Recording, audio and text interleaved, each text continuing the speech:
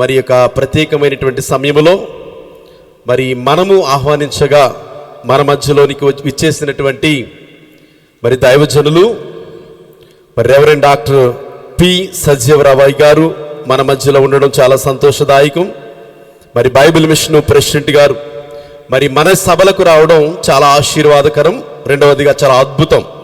ఎందుకు అనంటే మరి చిన్నవారైనప్పటికీ కూడా వారు అంత ఉన్నతమైనటువంటి అధికారిగా ఉన్నప్పటికీ కూడా ఎన్నో భారభరితమైనటువంటి పనులు ఉన్నప్పటికీ మరి ఎన్నో మరి భారభరితమైనటువంటి సభలను జరిగించు ఉన్నప్పటికీ కూడా మనల్ని ప్రేమించి మన మధ్యకి రావడం చాలా సంతోషం.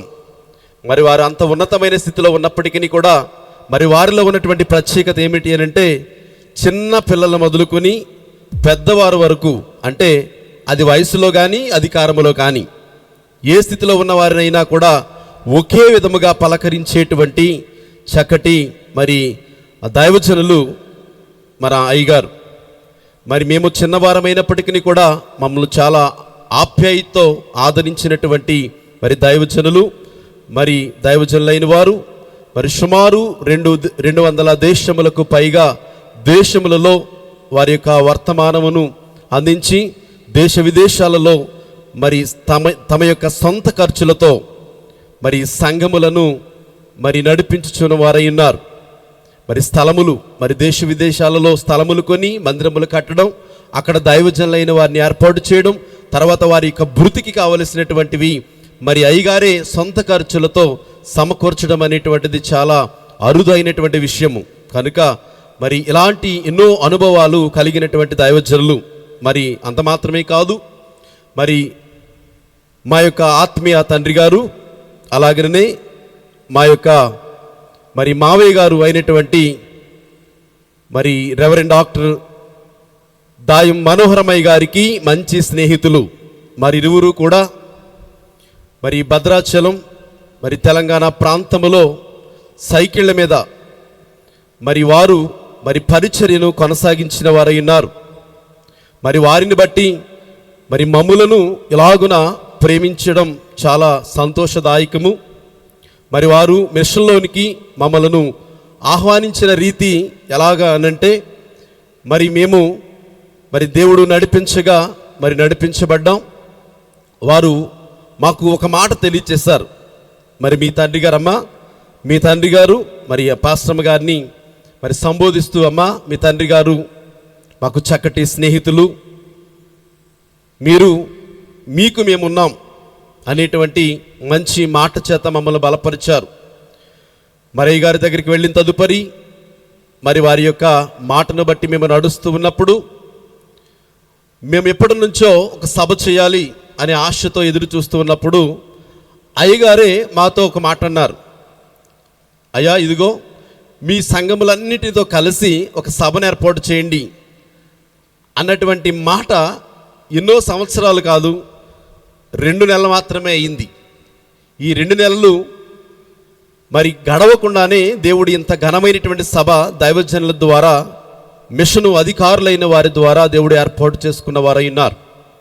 మరి మేము ఇలా పిలవగానే, అమ్మా నేను వస్తాను, 5వ తారీఖు నేను వస్తాను, మేము డేట్ ముందుగా చెప్పలేదు అయ్యగారికి. అయ్యగారు ఎప్పుడు ఖాళీ ఉంటే అప్పుడే పెట్టమన్నాం. మరి అయ్యగారు, అమ్మా నేను మీ దగ్గరకు 5వ తారీఖున వస్తాను అని మాకు తెలియచేసినప్పుడు చాలా సంతోషం వేసింది. మరి అలాగున మరి వారు మాకు తెలియచేసినటువంటి ఆ యొక్క తేదీని బట్టి మేము ఏర్పాటు చేసుకున్నాం. మరి మా యొక్క ఆహ్వానాన్ని మన్నించి ఈ రోజున మన మధ్యలోనికి, ఈ ప్రాంతంలోనికి విచ్చేసినటువంటి గొప్ప స్వస్థత వరము కలిగినటువంటి మరి ప్రెసిడెంట్ అయ్య గారిని ప్రేమతో వాక్య సందేశానికి సమయాన్ని అప్పగిస్తూ ఉన్నాను.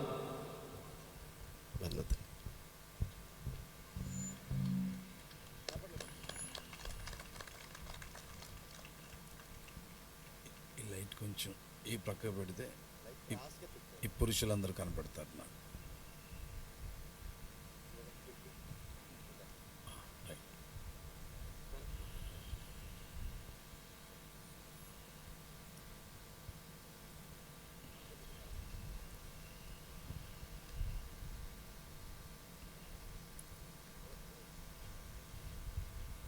దేవుని నామమునకు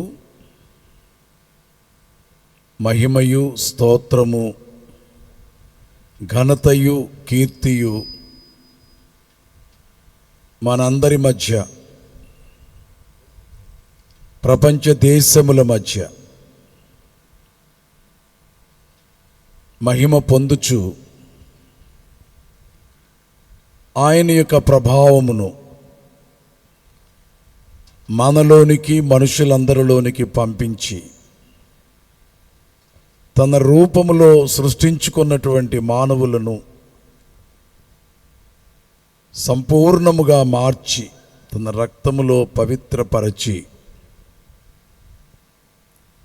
మహిమ జీవులనుగా చేసి మహిమ మేఘమెక్కించును గాక. ఆమేన్. మరి మానవుడు శ్రమలు పొందక దైవమానవుడు ఎటు కాగలడని ఓ పాట పాడాలని కొందరు కోరారట. ఆ పాటంతా పాడను కానీ పల్లవి ఒక చరణం.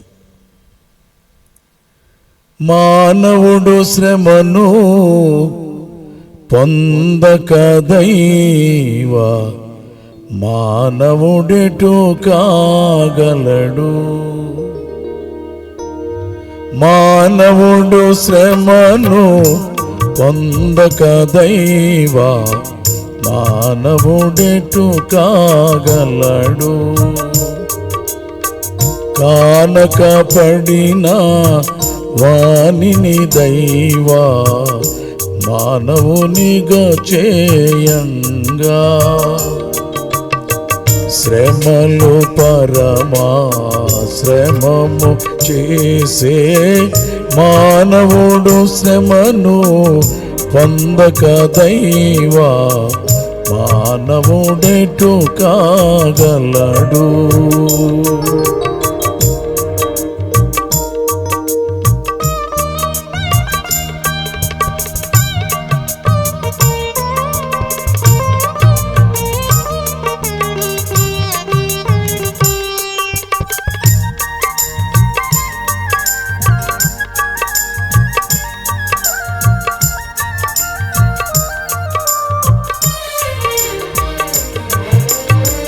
కాలకుండనే మేలిమియగునే కనకము కొల్లిమియందు.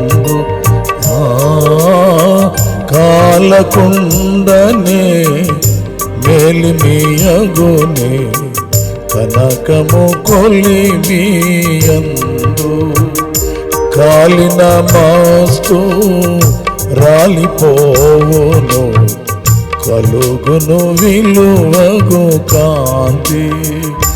అలాగుననే ఈ లోకమున మానవుడు శ్రమను పొందక దైవ మానవుడెటు కాగలడు.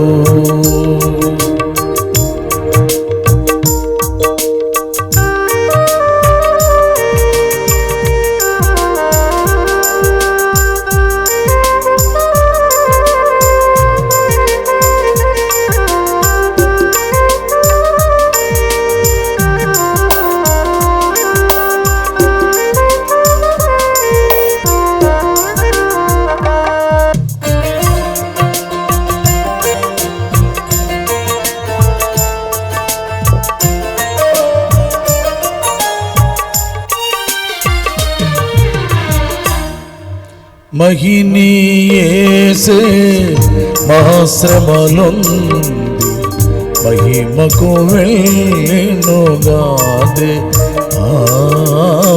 మహిని యేసే మహాశ్రమలుంది మహిమకు వెళ్ళెనుగాదే.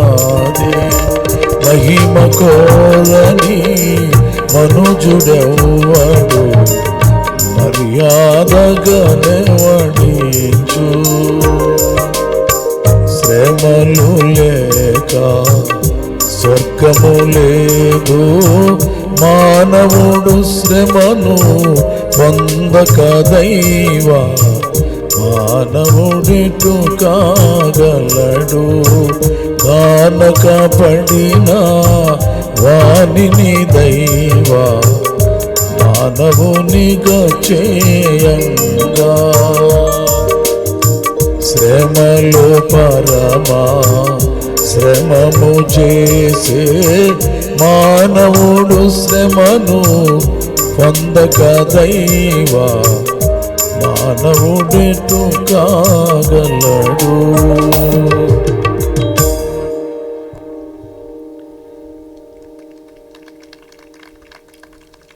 ఈ స్పీకర్స్ కొంచెం దూరం పెట్టి వాల్యూమ్ పెంచండి. సౌండ్ ఆపరేటర్స్ కొంచెం వెనక్కి పెట్టి దూరం పెట్టి వాల్యూమ్ పెంచండి.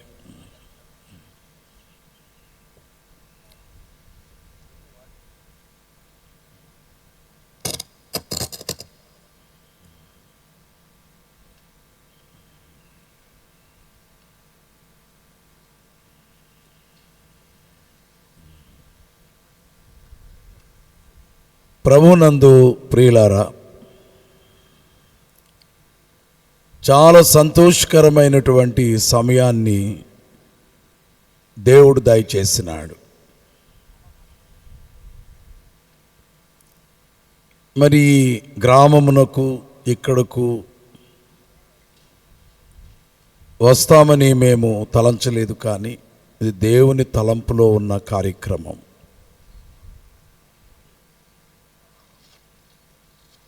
ఆత్మీయ పిల్లలు జోయల్ మధు గారు, ప్రియమైనటువంటి కుమార్తె హదస్సా గారు ఇక్కడికి రమ్మని వారు పిలిచినప్పుడు నేను చాలా సంతోషించాను. అయితే వారు పిలవడానికంటే ముందు నేనే అన్నాను, వారు తెలియచేశారు, మీకు ఒక సభ పెట్టండి, నేను వస్తాను అని చెప్పన్నాను. ఎంతో సంతోషపడ్డారు. మరి సభ 2 రాత్రులు పెట్టినప్పుడు ముందు రాత్రి బైబిల్ మిషన్ వైస్ ప్రెసిడెంట్ గారు దైవారావయ్య గారిని పిలవండి, 2వ రోజు రాత్రి నేను వస్తాను అని చెప్పాను. 8 గంటలకు వస్తానన్నాను. దాదాపు 8, 2 నిమిషాలు 3 నిమిషాలు అప్పటికి వచ్చేసాను.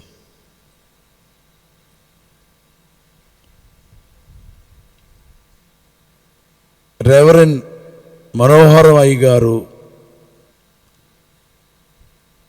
నాకెంతో మంచి స్నేహితులు. అలాగే ప్రియమైనటువంటి సహోదరి శాంతకుమారి గారు, ఎన్నో ఏండ్లు మేము కలిసి పనిచేసిన వారం.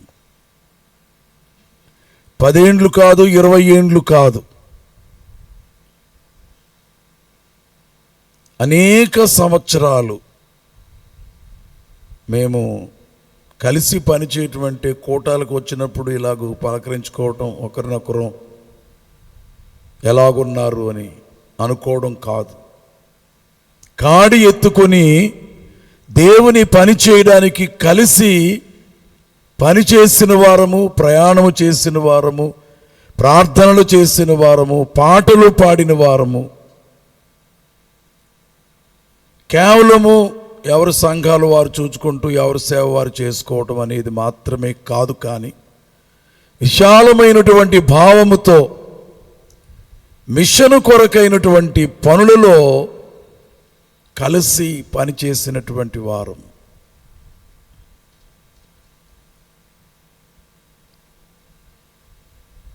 దాదాపుగా 1980వ సంవత్సరంలో ఒక దర్శనాన్ని బట్టి మేము భద్రాచలం ప్రాంతం వెళ్ళాము. అక్కడకు వెళ్ళడానికంటే ముందుగా మాకు చాలా ప్రియమైనటువంటి నాయకులు రెవరెండ్ ఎస్ సమూయేల్ అయ్య గారు, బిఎస్ సమూయేల్ అయ్య గారు, వారితో మనోహరం అయ్య గారు చాలా సన్నిహితంగా ఉండేవారు. అలాగే సోదరి శాంతకుమారి గారి యొక్క తల్లిగారు మన బైబిల్ మిషన్ ప్రెసిడెంట్ అయ్య గారు రెవరెండ్ జి సమూయేల్ అయ్య గారికి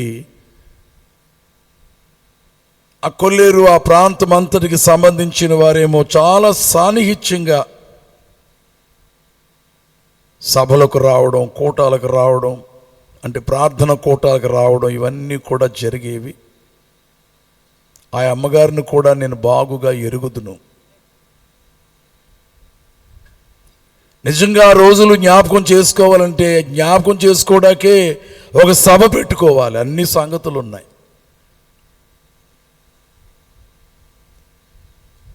భద్రాచలం వెళ్ళాలని మేము అనుకోలేదు. నేను ఆ దినాల్లో యూత్ గాస్పల్ టీమ్ లీడర్గా ఉన్నాను. మేమందరం కలిసి ప్రార్థన చేసుకున్నాం, ప్రభు క్రొత్త స్థలాన్ని చూపిస్తే అక్కడికి వెళ్తామని. ఆత్మావేశముతో మేము ప్రార్థన చేయించుండగా కనిపెట్టడం జరిగిన తర్వాత భద్రాచలం అనే పేరు మనోహరం అయ్య గారికే కనబడింది. అయితే తర్వాత మరి నేను కూడా ప్రార్థన చేస్తాను అన్నప్పుడు ప్రభు అన్నారు, భద్రాచలం మీది నాది అన్నారు. ఆ మాట పట్టుకుని 1980వ సంవత్సరంలో భద్రాచలం ప్రాంతానికి వెళ్ళడం,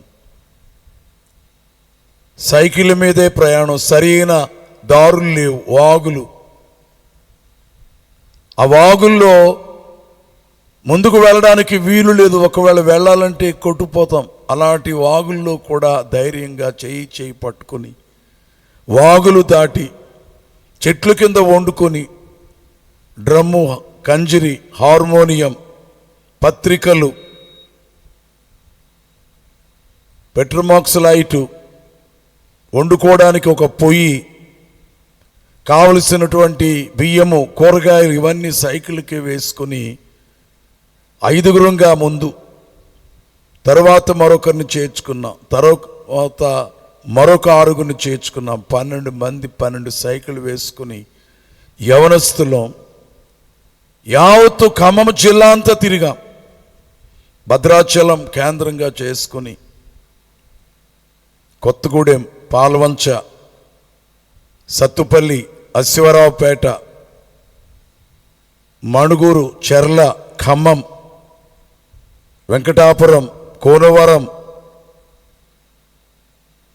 ఈ ప్రాంతాలన్నీ కూడా తిరగడమే కాదు, కానీ పెద్ద పెద్ద కూటములు, అందరూ యవనస్తులు, మేము చాలా గంభీరమైనటువంటి స్వరములు.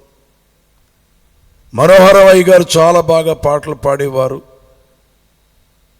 సహోదరి శాంతకుమారి గారు చాలా గంభీరంగా పాటలు పాడేవారు, పెద్ద స్వరం. ఇలాగూ కలిసి మేము చేసినటువంటి పనిని దేవుడు ఫలింపులో తీసుకొచ్చాడు. ప్రతి పట్టణంలో ఈవేళ బైబిల్ మిషన్ సంఘం ఉంది. భద్రాచలంలో బైబిల్ మిషన్ సంఘము, పెద్ద దేవాలయం ఉంది. పాల్వంచలో దేవాలయము, సంఘం ఉంది. కొత్తగూడెంలో ఉంది, ఖమ్మంలో ఉంది.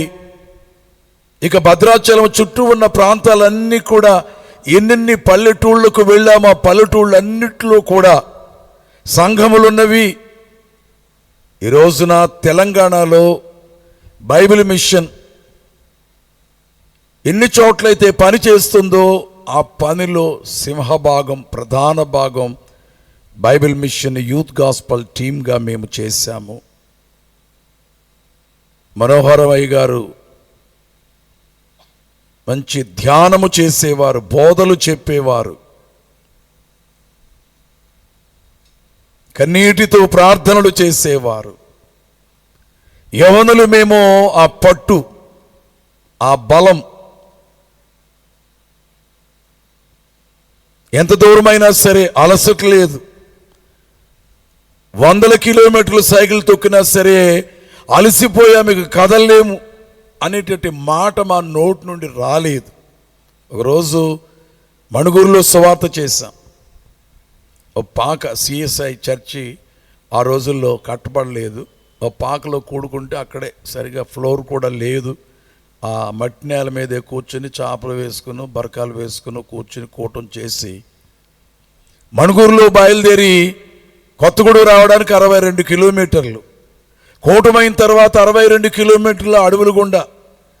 ఇప్పుడు రోడ్లన్నీ పెద్దవి చేయబడ్డవి, ఊళ్ళు పెద్దవైపోయాయి, జనసంచారము వాహన సంచారము అధికమైంది. అవి లేని దినాల్లో కూడా 62 కిలోమీటర్లు మధ్యలో ఎక్కడ ఆగలేదు, వెళ్ళిపోయి సిఎస్ఐ చర్చిలో ఆదివారం నాడు నేను ప్రసంగం చేయాలి. మరి 12 మంది వెళ్ళి సైకిల్ అక్కడ పెట్టి ఒక ప్లాట్ఫామ్ కట్టారు. ఇలాగే సిమెంట్ చేయబడలేదు, అది కూడా మట్టితో ఇసుకతో ఉంది. దాని మీద దుప్పుడు పరుచుకుని పండుకుని దేవాలయ వెనకాలకు వెళ్ళి బకెట్లతో నీళ్లు పట్టుకెళ్ళి స్నానం చేసి మరలా సిద్ధపడి వచ్చి 12 మంది నిలబడితే సైనికులుగా యోధులుగా కనబడేవారు, చూచేవారు. అందరూ అన్ని మిషన్ల వారు ఎంతో ప్రేమించారు. అందుకనే అయ్యగారు చెప్పినటువంటి మాట, ఏ మతమును కానీ ఏ మనుష్యును కానీ ఏ మిషన్ను కానీ దూషింపరాదు, ద్వేషింపరాదు. ప్రతి మిషన్ వారు పనిచేస్తున్నారు, ప్రభు కొరకు ప్రయాసపడుతున్నారు. అందరినీ మనం ప్రేమించాలి, గౌరవించాలి. మన అనుభవాన్ని మనం చెప్పాలి, వారి అనుభవాన్ని మనం నేర్చుకోవాలి. ఆ విధమైనటువంటి ధ్యేయంతోనే జిల్లా అంతా ఒక ఉద్యమం, రేకు బోర్లు, 12 బోర్లు పట్టుకుని మైకులు లేవు, ఏమీ లేవు. ఆ బోర్లోనే పాటలు పాడేవాళ్ళం. డ్రమ్ మాత్రం మనోహరం గారే వాయించేవారు, నేను హార్మోనియం వాయించేవాడిని. సైకిళ్ళకు పత్రికలు బ్యాగుల్లో తగిలించుకుని ఆ పత్రికలు ఆ బ్యాగుల్లో పెట్టుకుని వీధులన్నీ తిరిగి, పట్టణము వీధులన్నీ తిరిగి సేవ చేయడం జరిగింది. మరి వారి యొక్క కుటుంబములో నుండి వచ్చినటువంటి ప్రియమైనటువంటి కుమార్తె హదస్సా గారు, జోయల్ మధు గారు. చాలా కాలమైంది ఈ పిల్లల్ని, ఇప్పుడు చిన్నప్పుడు చూచాను. బహుశా 2007 తర్వాత ఈ రోజున చూస్తున్నామంటే 18 సంవత్సరాలు అయింది కుమార్తెను చూచి. అందుకే దారిలో అడిగాను, అమ్మ మీ వివాహం ఎప్పుడైంది అంటే వారు చెప్పారు పలానా సమయంలో అయింది అని. మెట్టుకు దేనికైనా సమయం ఒకటి దేవుడు నిర్ణయం చేస్తాడు, ఆ నిర్ణయం ప్రకారంగానే అన్నీ సమకూరుస్తారు దేవుడు. మంచి విద్యావంతులు ఇద్దరు కూడా. ఈ రోజున కావాల్సింది దేవుని పనికి యవనస్తులు కావాలి, విద్యావంతులు కావాలి. అంటే పెద్దవారిని, వయసు పెరిగిన వారిని వద్దని నేను అంటలేదు, వారి దగ్గర చాలా అనుభవం ఉంటుంది. నాకు ఇప్పుడు 69వ సంవత్సరం. 11వ సంవత్సరంలో నేను బైబిల్ పట్టుకున్నాను. సువార్త చెప్పడం ప్రారంభము చేసింది 11వ సంవత్సరం. ఎన్నో దేశాలు, ప్రపంచ దేశాల్లో సువార్త ప్రకటించి, భారతదేశం అంతా సువార్త ప్రకటించి, ఎన్నెన్నో వందల కొలది సంఘములు స్థాపన చేసి, ఈ వయసు వచ్చేసరికి 11 ఏళ్ల వయసులో ఎంత ఉద్యోగం ఉందో నా మనసులో, అదే ఉద్యోగంతో సేవ చేస్తున్నాను, కానీ ఉద్యోగం మాత్రం తగ్గలేదు. మరి ఇప్పుడు జోయల్ మధు గారు, కుమార్తె హదస్సా గారు, వారు ఇద్దరు కూడా వారి ఎడ్యుకేషన్ గురించి నేను విన్నప్పుడు చాలా సంతోషపడ్డాను. చదువుకున్న వాళ్ళంటే, బాగా చదువుకున్న వాళ్ళంటే నాకెంతో ఇష్టం. వారిని ప్రోత్సహించాలి మనం. వారెంతో పని చేయగలరు. దేవుడిచ్చిన జ్ఞానం, భాష, ఎప్పుడు ఎక్కడ ఎలా మాట్లాడాలో వీటన్నిటిని కూడా విద్య ద్వారా క్రమబద్ధీకరించుకొని మాట్లాడగలిగినటువంటి తెలివితేటలు చదువుకున్న బిడ్డలకు దేవుడు ఇస్తాడు. వీరి ద్వారా గొప్ప సేవ దేవుడు ఇప్పటి వరకు జరిగించారు. ఈ మందిరం చూచి సంతోషపడుతున్నాను, సభను చూచి సంతోషపడుతున్నాను. అన్నిటికంటే ముఖ్యంగా 2 కుమారులను ఇచ్చాడు. చక్కగా వారు మంచి డ్రెస్సులు వేసుకుని కనబడేసరికి నాకు చాలా ముచ్చట ముద్దు వచ్చింది. దేవుడు చక్కని పిల్లల్నిచ్చాడు. దేవుడు ఈ నలుగురు కుటుంబాన్ని బహుగా దీవించాలని ప్రేమతో, ఒక తండ్రి భావముతో నేను వీరి కొరకు ప్రార్థన చేస్తున్నాను. మీరందరూ వీరికి సహకారులుగా ఉండాలని, ప్రోత్సాహాన్ని ఇచ్చేవారుగా ఉండాలని నేను కోరుకుంటున్నాను. మరి వీరు మాతో, మేము వారితో బైబిల్ మిషన్ పని చేయడానికి నిర్ణయించుకున్నాము.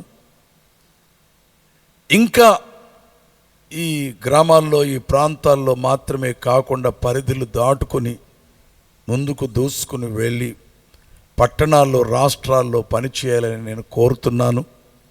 అందుకు వారిని ప్రోత్సహిస్తాను. దేవుడి వేళ ఎంతో పని ఇచ్చాడు. బైబిల్ మిషన్లో ఎందరో ఎన్నో సంఘాలు స్థాపించి, ఆలయాలు కట్టి కష్టపడి పనిచేస్తున్నారు. అయితే దేవుని దర్శనం, దేవుని నడిపింపును బట్టి దేశాలు ఎప్పుడో నా 25-26 సంవత్సరాల వయసులో మొట్టమొదటిగా ఐరోపా ఖండంలో నేను అడుగుపెట్టాను.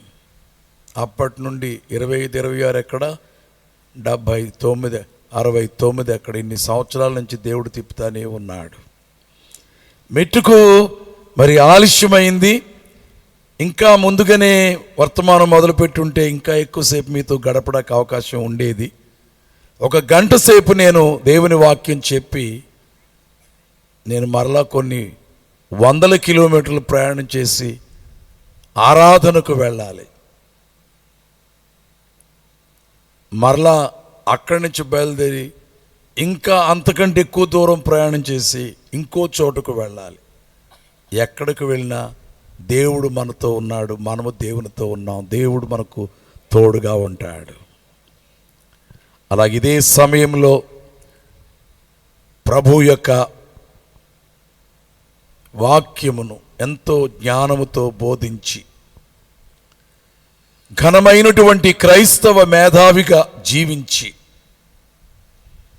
స్టెఫెనుకు ఎలాగూ గొప్ప జ్ఞానము, ఎదుటివారు ఎదురాడలేని జ్ఞానముతో మాట్లాడగలిగేవారు, అలాంటి జ్ఞానము కలిగినటువంటి ప్రియమైన దేవుని దాసుడు డాక్టర్ ప్రవీణ్ గారిని జ్ఞాపకం చేసుకుంటూ ఎంతో బాధ, వేదన మర్చిపోలేకపోతున్నాము. పగలైనా రాత్రైనా నిత్యము అయ్యో ఎంత గొప్ప మేధావి, క్రైస్తవ సంఘాలకు ఎంతో బలంగా ఉండేటట్టి ఒక ప్రియమైనటువంటి దేవుని దాసుడు, ఏమిటి వారి యొక్క మరణము, ఎంత ఘోరము.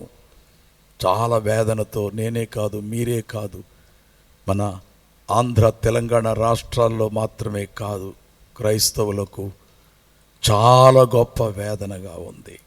అయినా దేవునికి అన్నీ సమర్పించుకుందాము. మనం మాత్రము శాంతముతోనూ, ప్రేమతోనూ, సహనముతోనూ ప్రతి శ్రమను కూడా ఓర్చుకుంటూ దేవుడు మనకు అప్పగించినటువంటి పని జరిగించుకుందాము. ప్రభువు కృప ఈ మాటలు విన్న మీకు అందరికీ తోడుగా ఉండునుగాక. ఆమేన్.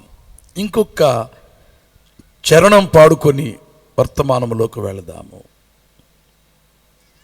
సువిశేష బోధ నా చెవులాలించెనురా, అవివేక శాస్త్రోక్తులంటూ వీడెనురా, సిలువ మోసిన వాని చిరసౌఖ్యోన్నతిరా, నెలవుగా నాలోన నిలిచియున్నదిరా,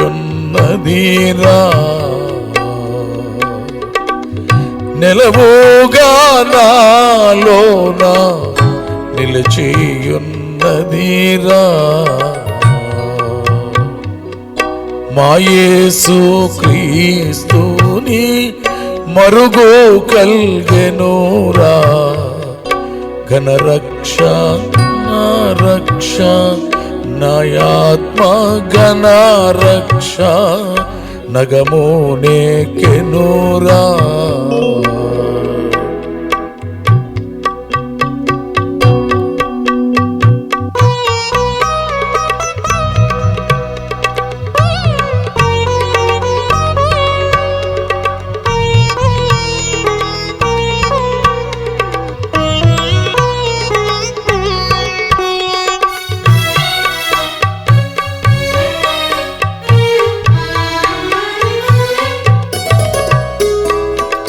కులగోత్రముల బుద్ధి కుటిలంబు తెగేరా బలవద్వేషాత్ శృంఖలము విరిగెనురా నవసాత్ క్రైస్తవ గోష్ఠి నరుని కాపెనురా ఇలవేల్పులందరూ విషమైరి కదరా ఇలవేల్పులందరూ విషమైరి కదరా. ప్రభునందు ప్రియమైనటువంటి విశ్వాసులారా, దేవుని వాక్యములో నుండి యెషయా గ్రంథము 52వ అధ్యాయము 13వ వచనాన్ని చదువుకుందాం. చదివేటటువంటి వారు మైక్ పట్టుకుని అక్షరం కూడా తప్పు లేకుండా చదవగలిగిన వారు, స్పష్టముగా విడమర్చి చదవగలిగిన వారు చదవచ్చును. ఆలకించుడి నా సేవకుడు వివేకముగా ప్రవర్తించును. అతడు హెచ్చింపబడి ప్రసిద్ధుడై మహాగణుడుగా ఎంచబడును. యెషయా గ్రంథం అనేది బైబిల్ గ్రంథంలో ఒక ప్రత్యేకమైన గ్రంథం. యెషయాను పెద్ద ప్రవక్త అంటారు. పెద్ద ప్రవక్తలు, చిన్న ప్రవక్తలు అంటే ఎక్కువ అధ్యాయాలు ఉన్నటువంటి గ్రంథాలు రాసిన వారిని పెద్ద ప్రవక్తలని, తక్కువ అధ్యాయాలు ఉన్నటువంటి పుస్తకాలు రాసిన వారిని చిన్న ప్రవక్తలని బైబిల్ పండితులు అంటుంటారు. యెషయా గ్రంథము ఒక చిన్న బైబిల్ అని కూడా అంటున్నారు. ఎందుకంటే బైబిల్ గ్రంథములో 66 పుస్తకాలు ఉన్నాయి, యెషయా గ్రంథములో 66 అధ్యాయములు ఉన్నవి. యెషయా గ్రంథమును 5వ సువార్త అంటున్నారు. మత్తయి, మార్కు, లూకా, యోహాను 4 సువార్తలు. యెషయా గ్రంథము 5వ సువార్త అంటే ఇందులో యేసు ప్రభు యొక్క జన్మమును గూర్చుంది, పేరును గూర్చుంది, బిరుదులు వ్రాయబడిన పనిని గూర్చి వ్రాయబడి ఉంది. ఆఖరి ఘట్టములో ప్రభు యొక్క శరీర జీవితంలో, భూలోక జీవితంలో ఘోరమైనటువంటి శ్రమలను అనుభవించిన సంగతులు ఇందులో ఉన్నవి. ఆయన మరణము, ఆయన సమాధి, ఆయన రెండవ రాకడ, ఆయన 1000 ఏళ్ల పరిపాలన, క్రొత్త ఆకాశం, క్రొత్త భూమి, మొత్తం 66 పుస్తకముల యొక్క సారాంశమంతా ఈ ఒక్క గ్రంథములో దేవుడు యెషయా భక్తుని ద్వారా పొందుపరిచినాడు. ఈయనకున్నటువంటి పేరు దీర్ఘదర్శి. చదువుకున్నటువంటి వారికి అర్థమవుద్ది. టెలిస్కోప్, మైక్రోస్కోప్ అని ఉంటాయి. టెలిస్కోప్ అంటే దూరములో ఉన్న వాటిని దగ్గరగా చూడగలిగేటట్లుగా ఉంటుంది. మైక్రోస్కోప్ అంటే సూక్ష్మముగా ఉన్న వాటిని, మన కన్ను చూడలేని వాటిని ఆ మైక్రోస్కోప్ ద్వారా ఇంకా చాలా పెద్దగా చేసి చూపగలిగినటువంటి పవర్ దానికి ఉంటుంది. యెషయా గారికి దేవుడిచ్చినటువంటి కన్ను ఎలాంటిదంటే 700 ఏండ్ల తరువాత రాబోయే ప్రభువును గురించి చూడగలిగినాడు. ఈ ప్రపంచం అంతమైన తరువాత రాబోయే కొత్త ప్రపంచాన్ని చూడగలిగినటువంటి కన్నులు కలిగిన వాడు గనుక ఈయనకు దీర్ఘదర్శి అనేటటువంటి పేరు ఉన్నది. ముఖ్యంగా ఈయన ప్రభు యొక్క శ్రమలను చూచినాడు. ఆ రోజున కలవరి కొండ దగ్గర ఉన్నటువంటి వారు ఎలాగైతే యేసు ప్రభును చూచి, ఆయన గాయాలు చూచి, ఆయన రక్తాన్ని చూచారో, ప్రభువుకు ఆయనకు 700 ఏండ్లు పైబడి ఎడమ ఉన్నప్పటికీ ఎదురుగా ఉన్నట్టుగానే చూచి ఆయన వ్రాస్తుంటే, వ్రాసినవన్నీ యేసు ప్రభు సిలువలో వేలాడి ప్రాణమిచ్చిన రోజున నెరవేర్పులోనికి వచ్చినవి. దీనిలో ప్రభు యొక్క రూపములు, ఆయన పొందినటువంటి శ్రమలు 52, 53 అధ్యాయాల్లో వ్రాయిగా 52వ అధ్యాయములో ఆలకించండి అంటే అందరూ వినాలని, మనమందరికీ చెప్పాలని ప్రవక్త గారు చెప్పినటువంటి మాట ప్రపంచమంతా వినాలని, మనము చెప్పే మాట లోకములో ఉన్న వారందరూ ఆలకించాలని. ఆలకించుడి. నా సేవకుడు. ఏమిటి ఆలకించేది? ఏమిటి మీరు చెప్పేది? ఎవరిని గూర్చి మీరు తెలియచేస్తున్నది? ఒక గొప్ప రాజుగారిని గూర్చా, చక్రవర్తి గారిని గూర్చా, ఐశ్వర్యవంతుని గూర్చా, మేధావిని గూర్చియా, విద్యావంతుని గూర్చియా, అధికారములు కలిగిన వారి గూర్చియా అని అనుకుంటారేమో. కానీ నేను చెప్పేది నా సేవకుడు. There is my servant.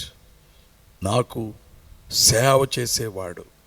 ఈవేళ ఎవరైతే దేవుని సేవ చేస్తున్న వారందరూ దేవుని సేవకుడు.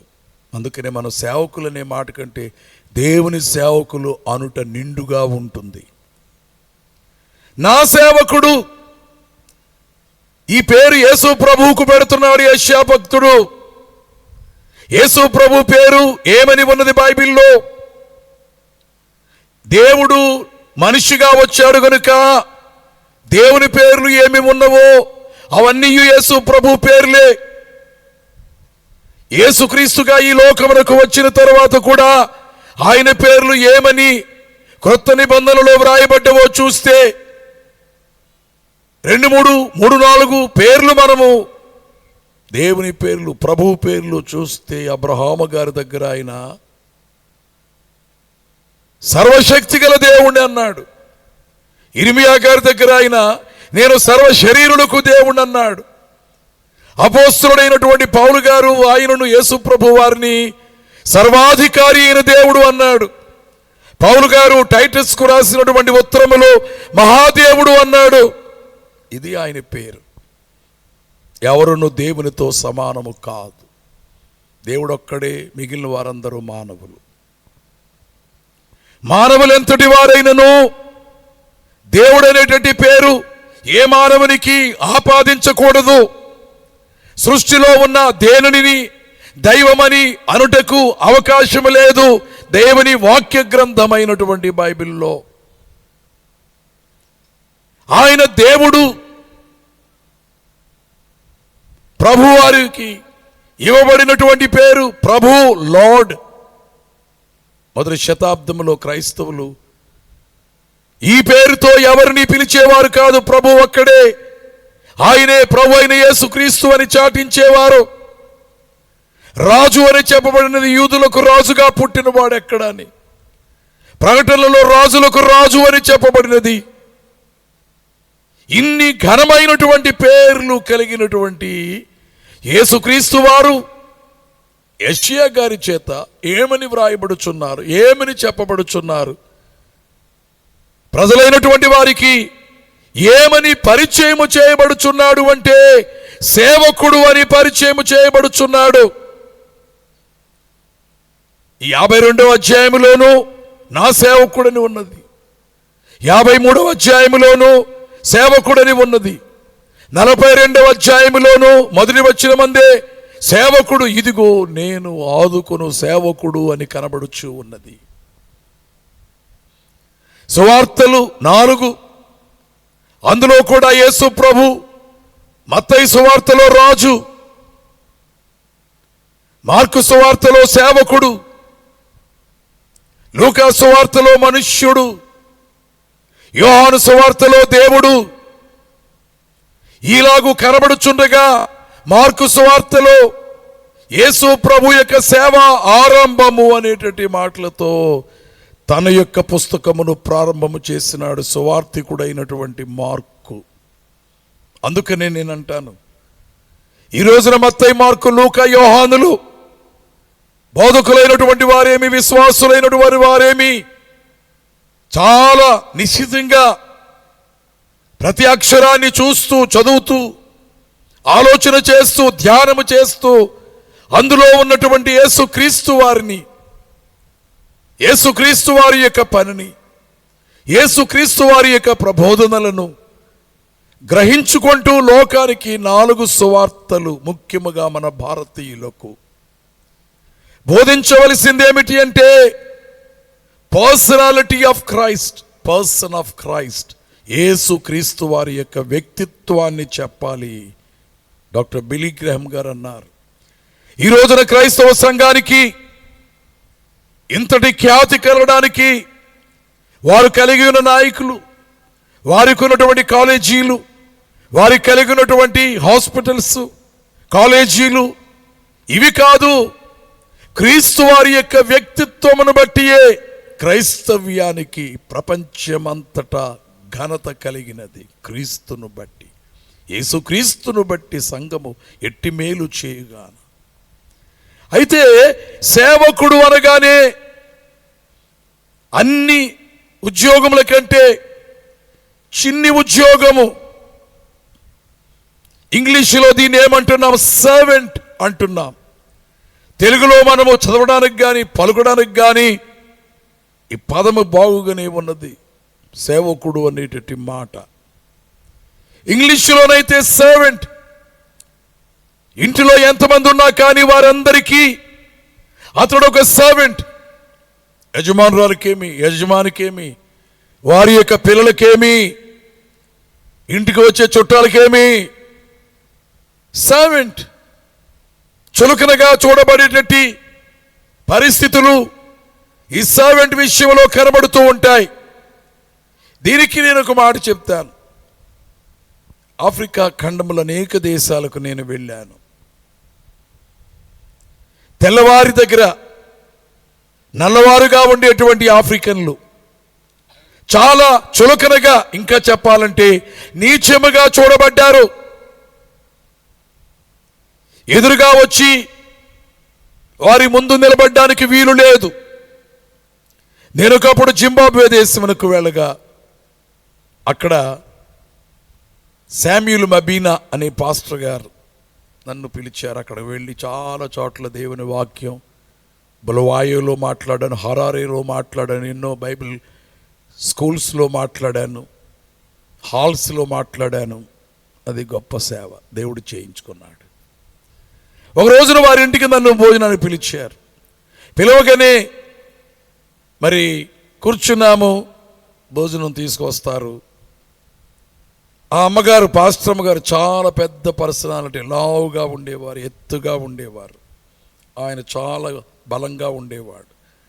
ఆ అమ్మ గదిలోనికి వస్తూ వచ్చేటువంటి అతిథులు వారి యొక్క పద్ధతి సంస్కృతి ప్రకారంగా భోంచేయడానికి ముందు చేతులు కడుక్కోవడానికి నీళ్లు పట్టుకొస్తారు. వేడి నీళ్లు ఒక పాత్రలో పోసి పట్టుకొస్తారు. ఆ అమ్మ ఇలా హాల్లో కూర్చున్న పాస్టర్ గారు, నేను గుమ్మం దగ్గర రాగానే ఆమె మోకాళ్ళ మీద నడుచుకుంటూ పట్టుకొస్తుంది నీళ్లు.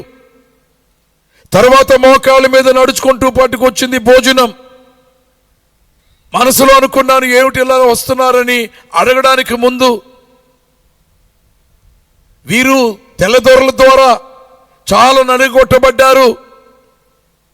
వారి దగ్గర పనిచేసినప్పుడు ఉన్నటువంటి బానిసత్వపు బ్రతుకులు ఇంకా అలాగే ఉన్నాయేమో. అందుకే అమ్మ కనీసము ముందుకు రావడానికి కానీ నిలబడ్డానికి కానీ వీలు లేకుండా మోకాళ్ళ మీద ఎంత పెద్ద పర్సనాలిటీ కలిగిన అమ్మగారు ఇలాగొచ్చారే అనే బాధ అయ్యింది.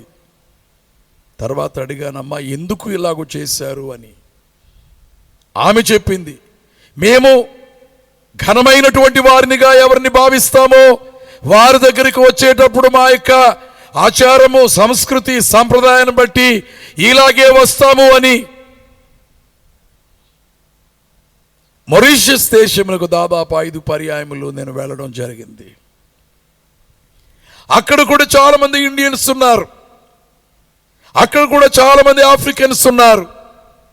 వీళ్ళందరూ పని చేయడానికి, సర్వెంట్గా పని చేయడానికి ఈ రోజున కూడా అనేక గృహాలలో సౌత్ ఆఫ్రికా దేశం వెళ్ళిన, టాంజానియా వెళ్ళిన, ఆఫ్రికాలో ఉన్నటువంటి అనేక దేశాల్లో నేను దేవుని యొక్క వాక్యం చెప్పడానికి వెళ్ళినప్పుడు వారందరి స్థితిని చూచి బాధపడుతూ ఉంటాను. తరచుగా దేశానికి వెళ్ళాలని ఆశపడుతూ ఉంటాను. పని సరిగా చేయకపోతే గ్లాస్తో నీళ్లు పట్టుకొస్తున్నారు అనుకుందాం. ఆ గ్లాసు జారిపోయి ముక్కలైపోతే అది ఎన్ని ముక్కలైందో అన్ని ముక్కలుగా చేయాలని అంత కోపాన్ని ప్రదర్శించి వారికి ఇష్టం వచ్చినట్లు కొడతారు. ఒక గ్లాసు చేతిలోంచి క్రింద జారి పడినా కానీ ఒప్పుకోరు. అలాంటి బ్రతుకు ఎదురు తిరగడానికి వీలు లేదు. ఇంకా ఎంత ఘోరాతి ఘోరం అంటే వారిని తీసుకుని వెళ్ళి మేము ఎవరి దగ్గర అయితే ఉన్నా వారు చూపించారు ఒక కొండ. ఈ కొండ మీదకు ఈ నల్లవారిని తీసుకువచ్చి బండలకు వేసి బాది చంపేవారు, బుర్ర బద్దలు కొట్టి వారి ప్రాణాలు తీసేవారు. ఈ విధముగా చూడబడేటట్టి పరిస్థితులు ఈ కాలంలో కంటే కూడా ముందుటి కాలంలో అనాగరికత అలుముకున్నటువంటి రోజుల్లో అధికముగా కనబడేది. మరి యేసుక్రీస్తు ప్రభువారు ఈ లోకమునకు వచ్చిన సమయంలో కూడా సేవకులైనటువంటి వారు ఉన్నారు. బజారులో తీసుకుని వెళ్ళి పశువులు ఎలాగైతే అమ్ముతారో, జంతువులు ఎలాగైతే అమ్ముతారో, మనుషుల్ని తీసుకెళ్లి బజారులో నిలబడితే వారు చూచి వారిని బట్టి ఎంత బలంగా ఉన్నారో వారిని కొనుక్కోవాలంటే కొంత డబ్బు అధికంగా ఇచ్చి తీసుకుని వెళ్ళి ఎంత పని చేయించేవారో. ఈ పని చేయడానికి, ఇలాంటి పని చేయడానికి యేసు ప్రభువారు ఏలుబడి చేయడానికి, అధికారము చెలాయించడానికి, నేనే గొప్పవాణ్ణి, నాతో ఎవడును సమానము కాదు అని అనడానికి ఆయన రాలేదు. కానీ సర్వలోక సేవకుడు ఈయన. ఏ సేవకుడైన ఒక ప్రాంతానికి సేవకుడు, కొన్ని సంఘాలకు సేవకుడు, ఒక దేశానికి సేవకుడు. దేశ సేవకులు ఉన్నారు, సంఘ సేవకులు ఉన్నారు, ప్రపంచ సేవకుడు. ఏ సేవకునికైనా పరిమిత కాలం ఉంది, కాలానికి పరిమితి ఉంది.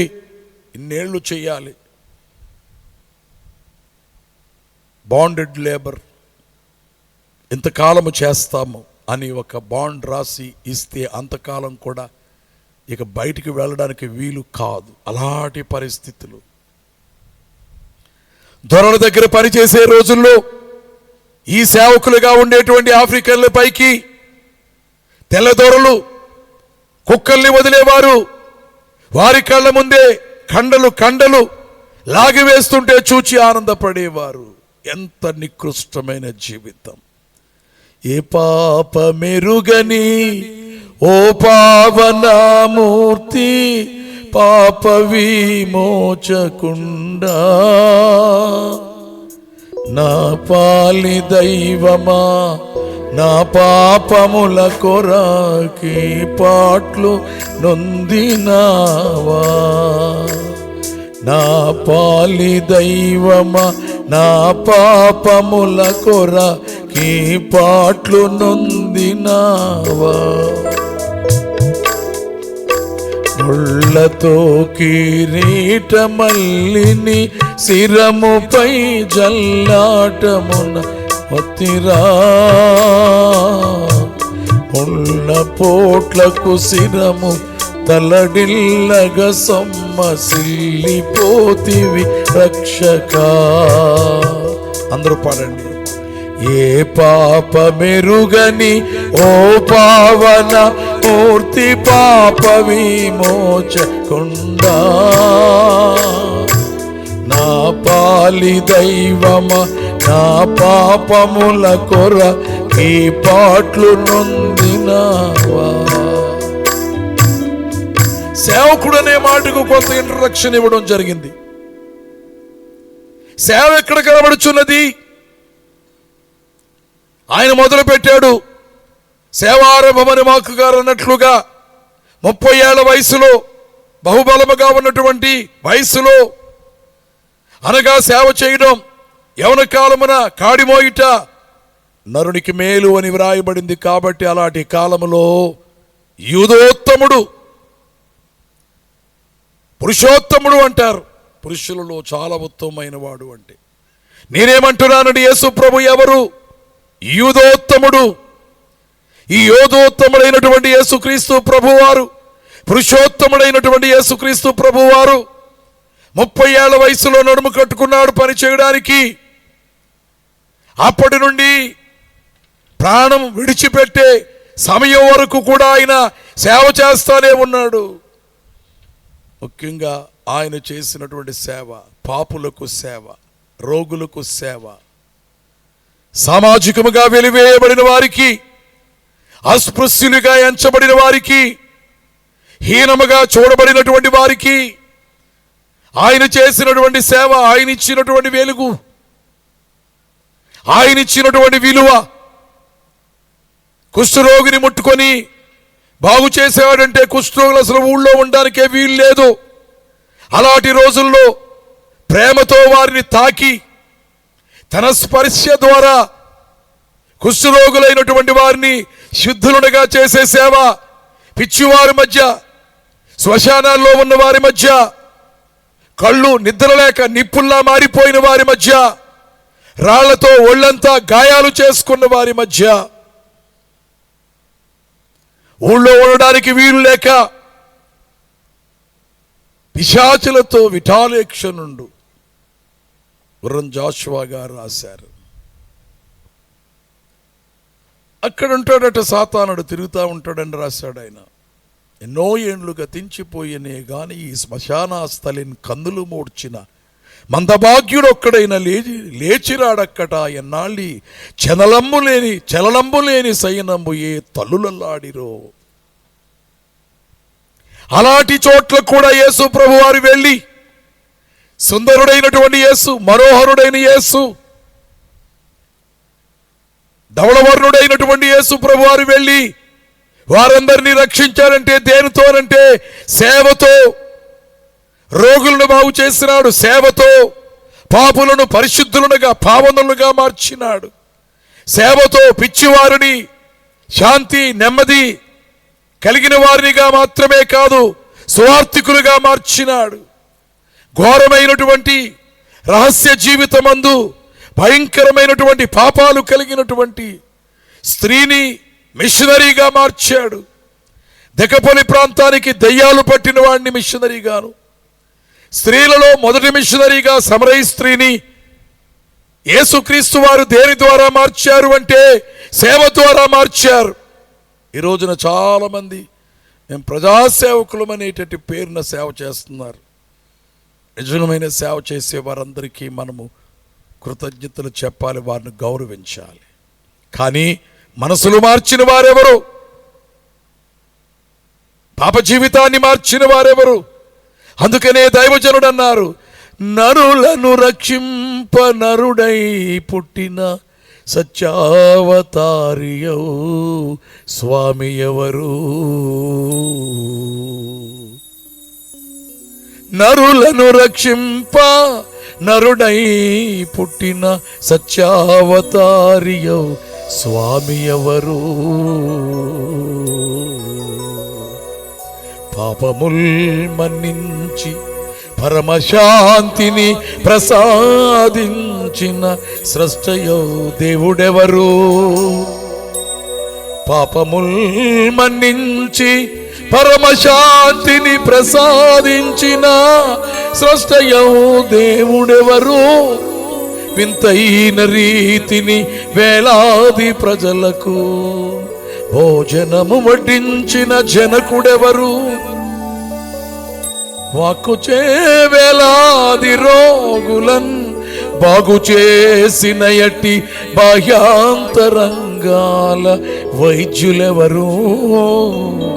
చెప్పవలసిన బోధలు చెప్పివేసి నడువవలసిన మాదిరి నడిచి చూపి మన నిమిత్తము యజ్ఞమై మరల బ్రతికియున్న యేసుక్రీస్తే గాక మరి ఒకరు ఎవరు?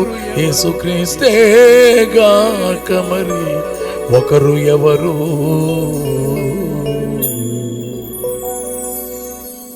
పాపి, రోగి, పేదవాడా, అప్పులున్నవాడా, ఆస్తి పోయినవాడా, పాపి, రోగి, పేదవాడా, అప్పులున్నవాడా, ఆస్తి పోయినవాడా, యేసునామస్మరణ ఎంచి చూడు, యేసునామస్మరణ ఎంచి చూడు. అందుకనే సేవకులు అనబడేటి వారు, ఆఫ్రికాలో మనం వెళితే మార్టిన్ లూథర్ కింగ్ జూనియర్ తన యొక్క బోధల ద్వారా ఆఫ్రికన్లను ఉజ్జీవింపచేసి స్వాతంత్ర్యం కోసమై పురుకొల్పినటువంటి వాడు. 27 ఏళ్ళు కారాగారములో ఉండి నెల్సన్ మండేలా ఆఫ్రికా స్వాతంత్ర్యం కోసం పాటుపడిన వారు. ఇండియా దేశానికి వచ్చి మదర్ తెరిస్సా గారు కుష్ఠరోగుల పుండ్లు కడిగి, రసికారుచున్నటువంటి దుర్వాసన కొడుతున్నటువంటి పుండ్లు కడిగి మందు పూసి కట్టుకట్టి బాగు చేసినటువంటి పుణ్యాత్మురాలు. సంఘ సేవ చేసిన వారు అనేక మంది ఉన్నారు. కానీ యేసు ప్రభు చేసినటువంటి సేవలాంటి సేవ ఎవరూ చేయలేరు. కారణం ఏమిటంటే మనస్సును ఎవరు మార్చగలరు, పాపములు ఎవరు మాన్పించగలరు? అందుకనే దైవజనుడు అన్నారు, పాపములు మాన్పించు భక్తులు లేచిన స్వాతంత్ర్యముండును ప్రజలకెప్పుడు. ఎవరు కావాలి అంటే మనుష్యులను, వారి యొక్క మనస్సులను ఎరిగిన వాడై ఉండి, వారి మనస్సులలో తన మాటల ద్వారా, తన బోధల ద్వారా, తన ప్రేమ ద్వారా శిలవంటి మనస్సులను మార్చగలిగినటువంటి మాటలు, పనులు చేయగలిగిన వాడుగా ఈ లోకమునకు వచ్చాడు. కాబట్టి కోట్లాది మంది ప్రజలకు, యావత్తు ప్రజలకు ఆనాడు ఈనాడు 2000 సంవత్సరాలుగా కోట్ల కొలది, మొదటి శతాబ్దం నుండి ఎన్ని కోట్ల మంది ఉన్నారు ఎవరు చెప్పలేరు. ఇప్పుడు ఎన్ని కోట్లు ఉన్నారు, ఒకవేళ 800 కోట్ల వరకు ప్రపంచ జనాభా అని చెప్పగలరేమో. కానీ కొన్ని సంవత్సరాల క్రితం ఎంత జనాభా చెప్పగలరేమో. కానీ 2000 ఏండ్ల నుండి ఇన్ని కోట్ల మందికి యేసు ప్రభు అనేటువంటి సేవకుడు ఆయన చేసినటువంటి సేవ, రోగులను బాగు చేయుటలో, పాపలను మార్చుటలో, దయ్యాలు పట్టిన వారిని నెమ్మది కలిగిన వారినిగా చేయుటలో చేసిన సేవలు శిఖరాగ్రమునకు చేరింది. ఎప్పుడు అంటే సిలువలో వ్రేలాడినప్పుడు, అంతకుముందు సిలువను మోసినప్పుడు. సిలువ మోత, సిలువ వేత అర్థము చేసుకోలేమంతటి సేవ చేసినాడు.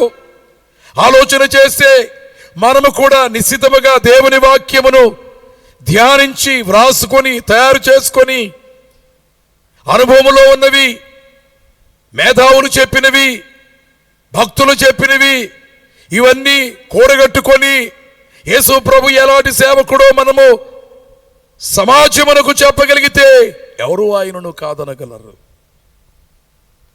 అలాంటి సేవలు చేసి కడకు ప్రాణమిచ్చే వరకు సేవలోనే ప్రాణమిచ్చినటువంటి దేవుడు, దేవ మానవుడైనటువంటి యేసుక్రీస్తు ప్రభు.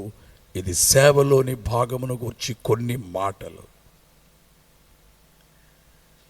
మూడో భాగాన్ని చూచినట్లయితే ఈ సేవకుడు, ఇంతగా తగ్గించుకున్నటువంటి సేవకుడు, బహుగా హెచ్చించబడ్డట్టుగా యెషయా గారి మాటలు, నా సేవకుడు ఏం చేస్తున్నాడు, వివేకముగా ప్రవర్తించిన నా సేవకుడు ఎంతటి వాడయ్యాడు, అతడు హెచ్చించబడి ప్రసిద్ధుడై మహాగణుడుగా ఎంచబడును. అందరూ చెప్పండి గట్టిగా నాతో పాటు, నేను చెప్పిన తర్వాత చెప్పండి, నా సేవకుడు. ఇంకా గట్టిగా నా ఇంతమంది ఉంటే, నా సేవకుడు హెచ్చింపబడి ప్రసిద్ధుడై మహాగణుడుగా ఎంచబడును. నువ్వు చేసిన సేవను బట్టే నీవు హెచ్చించబడతావు. దీనత్వాన్ని బట్టే దేవుడు నిన్ను హెచ్చిస్తాడు తప్ప అహంభావము కలిగిన వారు, గర్వము కలిగిన వారు, ప్రేమ లేని వారు, మనుష్యులను నిర్లక్ష్యము చేయువారు,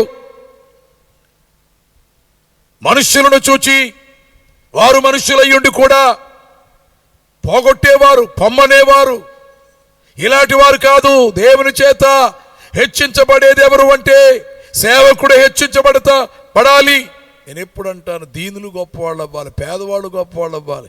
గొప్పవాళ్ళు అయితే గొప్పేముంది? పేదవాళ్ళు గొప్పవాళ్ళు అవ్వాలి. పేదల పిల్లలు గొప్ప చదువులు చదవాలి. పేదల పిల్లలు పెద్ద పెద్ద ఉద్యోగాలు చేయాలి.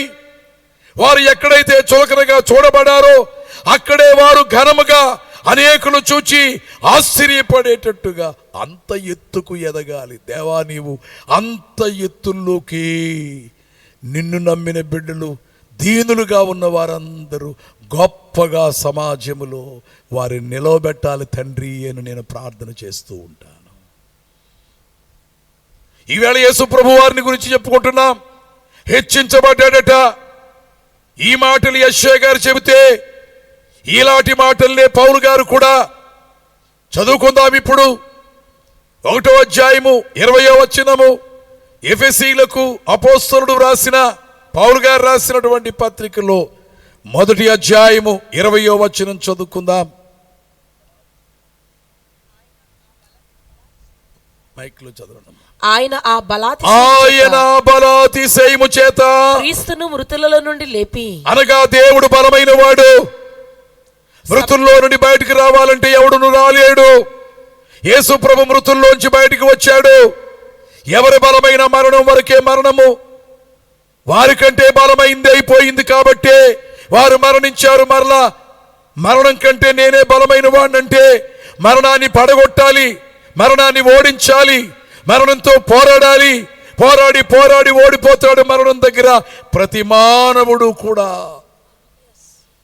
కానీ దేవుడు తన బలాతిశయము చేత క్రీస్తును మృతులలో నుండి లేపి సమస్తమైన ఆధిపత్యము కంటేను, సమస్తమైన ఆధిపత్యము కంటేను, అధికారము కంటేను, సమస్తమైన అధికారము కంటేను, శక్తి కంటేను, సమస్తమైన శక్తి కంటేను, ప్రభుత్వము కంటేను, సమస్తమైన ప్రభుత్వముల కంటేను, ఈ యుగమునందు మాత్రమే కాక రాబోవు యుగమునందును పేరు పొందిన ప్రతి నామము కంటేను ఎంతో హెచ్చుగా పరలోకమునందు ఆయనను తన సింహాసనం ప్రక్కన కుడి పార్శ్వమున కూర్చుండబెట్టుకొని ఉన్నాడు. ఎక్కడ తీసుకెళ్ళాడు?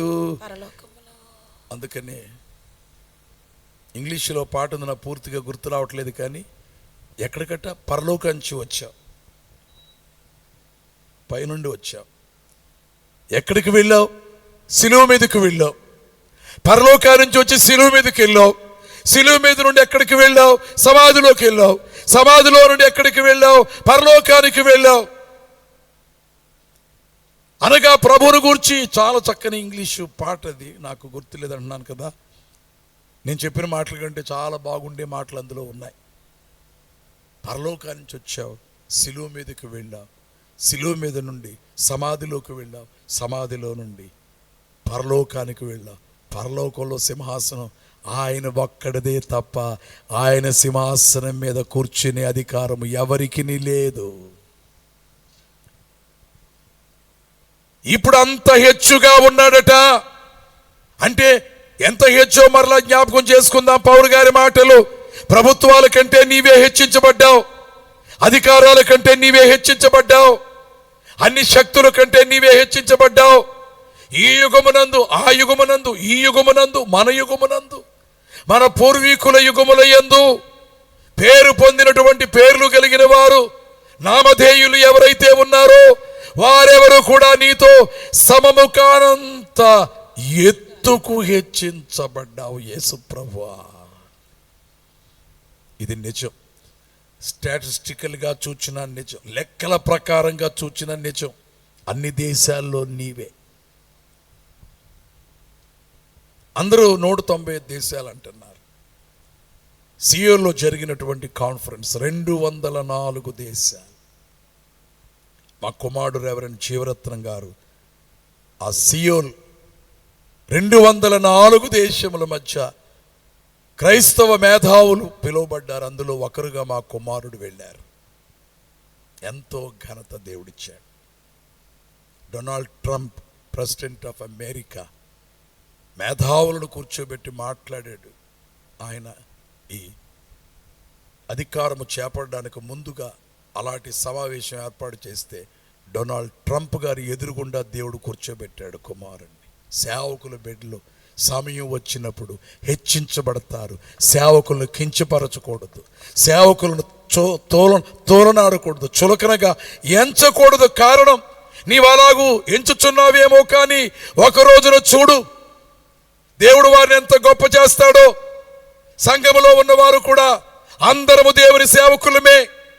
సేవకులు మాత్రమే కాదు, సంఘములో ఉన్నవారు కూడా సేవా తత్పరత కలిగిన వారై, సేవా దీక్ష కలిగిన వారై, సేవ కోసమై నడుము బిగించిన వారై పనిచేసేటట్టు వారు హెచ్చించబడతారు. ఇవాళ మనోహరమయ్య గారు, శాంతకుమారి గారు పనిచేశారు. వారి యొక్క పిల్లలు పనిచేస్తున్నారు. ఇక్కడ మా ప్రియమైనటువంటి కుమార్తె, ప్రియమైనటువంటి కుమారుడు జోయల్ గారు, హదస్సా గారు ఉన్నారు. వారి పిల్లలు ఉన్నారు. మీరు చూస్తుండగానే దేవుడు వారిని ఎంత హెచ్చిస్తాడో, వారి బిడ్డలను ఎంత హెచ్చిస్తాడో, ఆయన నమ్ముకున్న వారిని ఎంత హెచ్చిస్తున్నాడో. ఇదంతా యేసు క్రీస్తును బట్టి మాత్రమే మనకు ఘనత, కానీ మనలను బట్టి మనకు ఘనత కాదు. ఎంత హెచ్చించబడ్డాడో. ఈ మాటలు రాసిన పౌలు గారే ఫిలిప్పీ పత్రికలో కూడా రాసినారు కదా. మనం ఎరుగుదుము, మనం చదువుకుంటా ఉంటాము. ఒకసారి చూద్దాం, 2వ అధ్యాయము 9వ వచనం చదువుకుందాం. ఫిలిప్పీలకు పౌలు గారు రాసినటువంటి పత్రికలు, అందుచేతను పరలోకమందున్న వారిలో కానీ, పరలోకమందున్న వారిలో కానీ, భూమి మీద ఉన్న వారిలో కానీ, భూమి మీద ఉన్న వారిలో కానీ, భూమి క్రింద ఉన్న వారిలో భూమి కానీ, క్రింద ఉన్న వారిలో కానీ, ప్రతివాని మోకాలును, ప్రతివాని మోకాలును యేసు నామమున యేసు వంగునట్లును, నామమున వంగునట్లును, ప్రతివాని నాలుకయు ప్రతివాని నాలుకయు తండ్రి అయిన దేవుని మహిమార్థమై యేసుక్రీస్తు ప్రభువని, యేసుక్రీస్తు ప్రభు అని ఒప్పుకొనున్నట్లును దేవుడు ఆయనను అధికముగా హెచ్చించి ప్రతి నామమునకు పైనామమును ఆయనకు అనుగ్రహించెను. మీరు చాలాసార్లు చదువుకున్నారు కదా. పరలోకమందు ఉన్నవారు, భూమి మీద ఉన్నవారు, భూమి క్రింద ఉన్నవారు, 3 లోకాలు.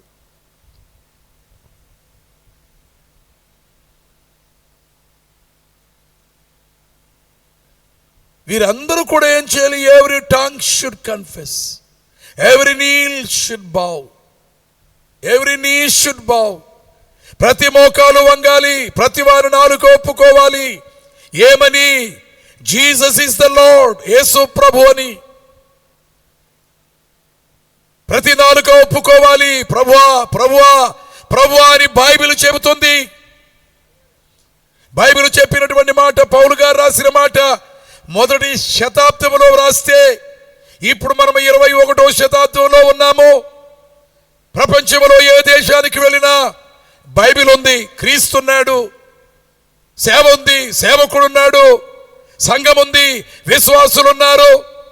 ఆటంకాలున్నా, అడ్డులున్నా, హింస ఉన్నా, కరువు ఉన్నా, ఉపద్రవం ఉన్నా, వస్త్రహీనత ఉన్నా, క్రైస్తవ్యమే గాలి అలాగ అన్ని చోట్లకు వెళ్ళింది. అన్ని చోట్లకు దేవుడు పంపించాడు.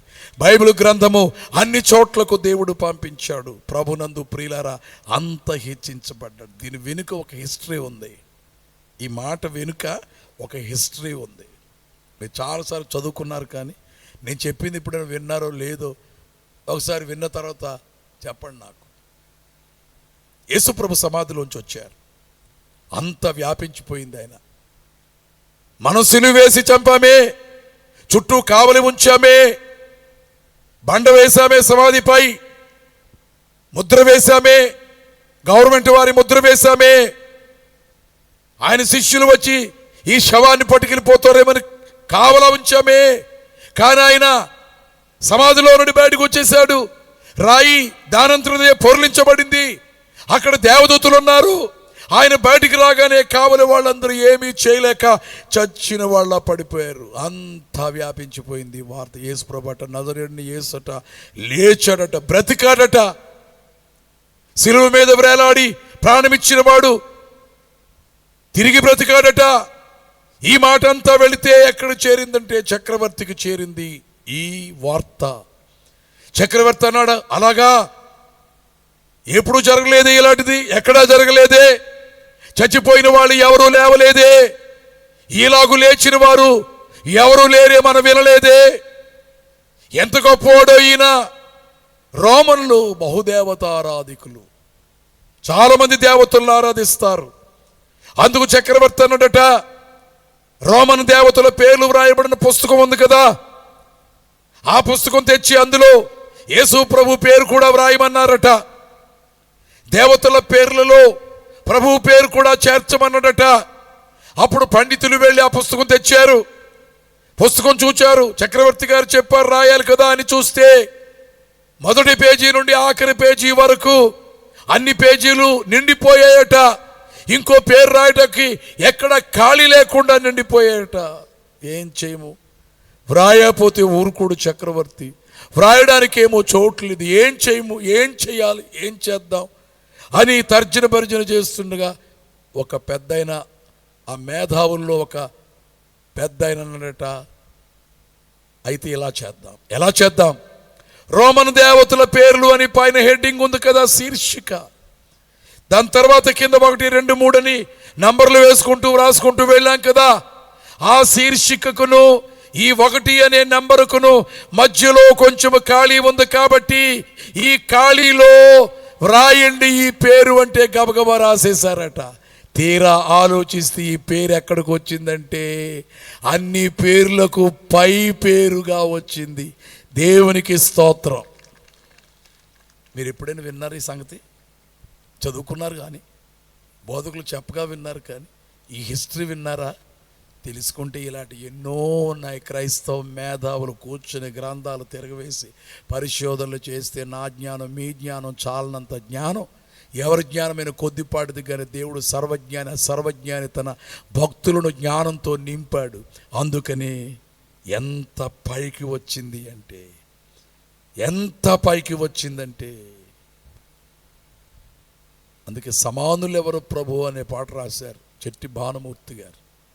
ఆయన మెక్లారిన్ హై స్కూల్లో చదివాడు కాకినాడలో. చదువుతున్న రోజుల్లో బైబిల్ అంటే చాలా అయిష్టతను వెల్లడి చేసేవాడు. యేసు ప్రభువును దూషించేవాడు, క్రైస్తవులు దూషించేవాడు, బైబిల్ను దూషించేవాడట. భానుమూర్తి గారు చాలా దూషించేవాడు. ఒక రోజున ఆ ప్రిన్సిపల్ గారు పిలిచారట. కోపపడడానికి కాదు, ఎందుకు ఇలాగూ క్రీస్తును, బైబిల్ను, క్రైస్తవుల్ని ఎందుకు దూషిస్తున్నావై? చదువుకోవాలి, ఈ వయసులో ఏమిటి, ఇదేమిటి నువ్వు చేసేది అని కోప్పడాలి. అది క్రిస్టియన్ హై స్కూలే కానీ క్రైస్తవ మాదిరి. కొట్టిన వారిని కొట్టదు, తిట్టిన వారిని తిట్టదు, దూషించిన వారిని బదులు దూషించొద్దు. శాంత స్వభావాన్ని నేర్పించాడు యేసు ప్రభువారు. వినయ మనస్సును కలిగించాడు క్రీస్తు ప్రభువారు. అందుచేత అమ్మ భానుమూర్తి, ఎందుకు నువ్వు క్రీస్తును దూషిస్తున్నావు? నేను ఒక్క మాట చెప్తాను, చెయ్యి అని ఒక క్రొత్త నిబంధన భానుమూర్తి గారి చేతికిచ్చి ఇంటికి వెళ్ళాక చదువు ఈ పుస్తకం అంది. టీచర్ గారు ఇచ్చారు, ప్రిన్సిపల్ గారు ఇచ్చారు కాబట్టి కాదనకుండా ఇంటి పట్టుకెళ్ళి చదవడం మొదలు పెడితే మత్తయి సువార్త చదువుతూ ఉండగా ఆఖరి అధ్యాయాలకు వచ్చేసరికి ఆయన ఎలాగూ సిలువ వేయబడ్డాడు, హింసించే వారిని ఏమీ తెలియదు తండ్రి క్షమించమన్నాడు, ఒక దొంగకు కూడా దేవుని రాజ్యంలో చోటిచ్చాడు. ఈ మాటలు చదువుతుంటే హృదయం నీరైపోయి నీవు ఇలాంటి వాడువా అని వ్రాసిన పాటే సమానులెవరు ప్రభో, నీ సమానులెవరు ప్రభో, నీ సమానులెవరు ప్రభో, సమానులెవరు ప్రభో. అందరూ తాళం వేసి, నీ సమానులెవరు ప్రభో, నీ సమానులెవరు ప్రభో,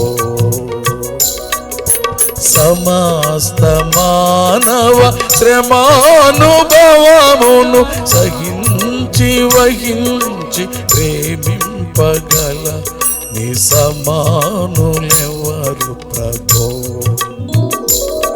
నీ నీ సమానులెవరు ప్రభో, నీ సమానులెవరు ప్రభో. అందరూ చప్పట్లు కొట్టండి. మరలా మీ మధ్యకి ఇలా రావాలంటే మరలా దేవుడు ఎప్పుడు సమయం ఇస్తాడో తెలియదు.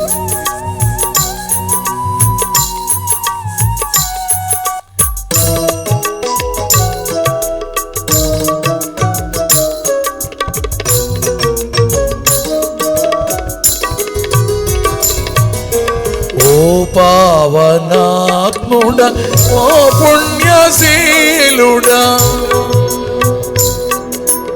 ఓ పావనాత్ముడా, ఓ పుణ్యశీలుడా, పాపాత్ములను బ్రోవ పరమాత్మ సుత, నీ సమానులెవరు ప్రభో, నీ సమానులెవరు ప్రభో, నీ సమానులెవరు ప్రభో. ప్రభునందు ప్రియమైనటువంటి వారు మారిపోయాడు. అందుచేత ఈవేళ ఎవరు సమానము? నిజంగా మనము ఆయనతో ఎవరు సమానమని ఈ మాట మీదే మాట్లాడుకుంటే వారు సమానమా వీరు సమానమా అని వారి పేర్లు వీరి పేర్లు చెబితే ఏమంటారో ఏమనుకుంటారో, ఎవరనుకున్నా ఎవరనుకోపోయినా యేసు ప్రభుతో ఎవరును సమానము కానే కాదు. నీ ప్రేమతో సమానం ఎవరు? నీ శక్తితో సమానం ఎవరు? నీ జ్ఞానముతో సమానం ఎవరు? నీ ప్రభావముతో సమానం ఎవరు? నీ పేరు ప్రఖ్యాతులతో సమానం ఎవరు తండ్రి?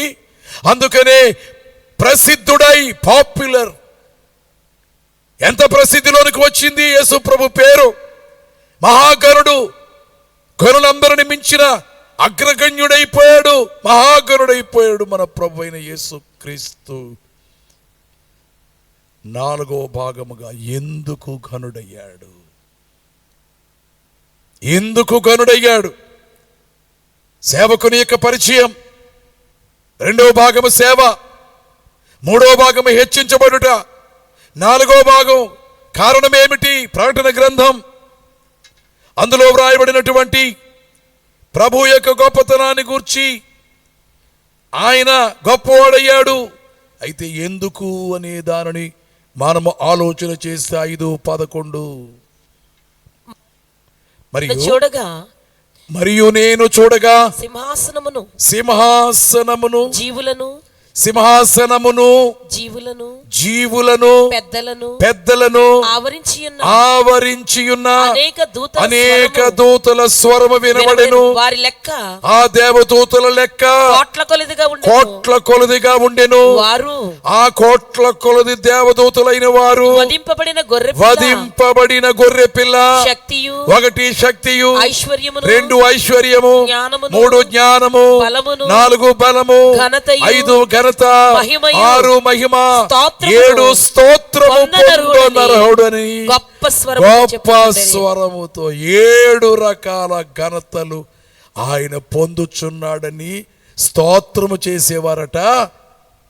ఈవేళ 800 కోట్లు అంటున్నాం కదా, దగ్గర 800 కోట్లు దేవదూతలను గూర్చి బైబిల్లో ఏం రాయబడింది?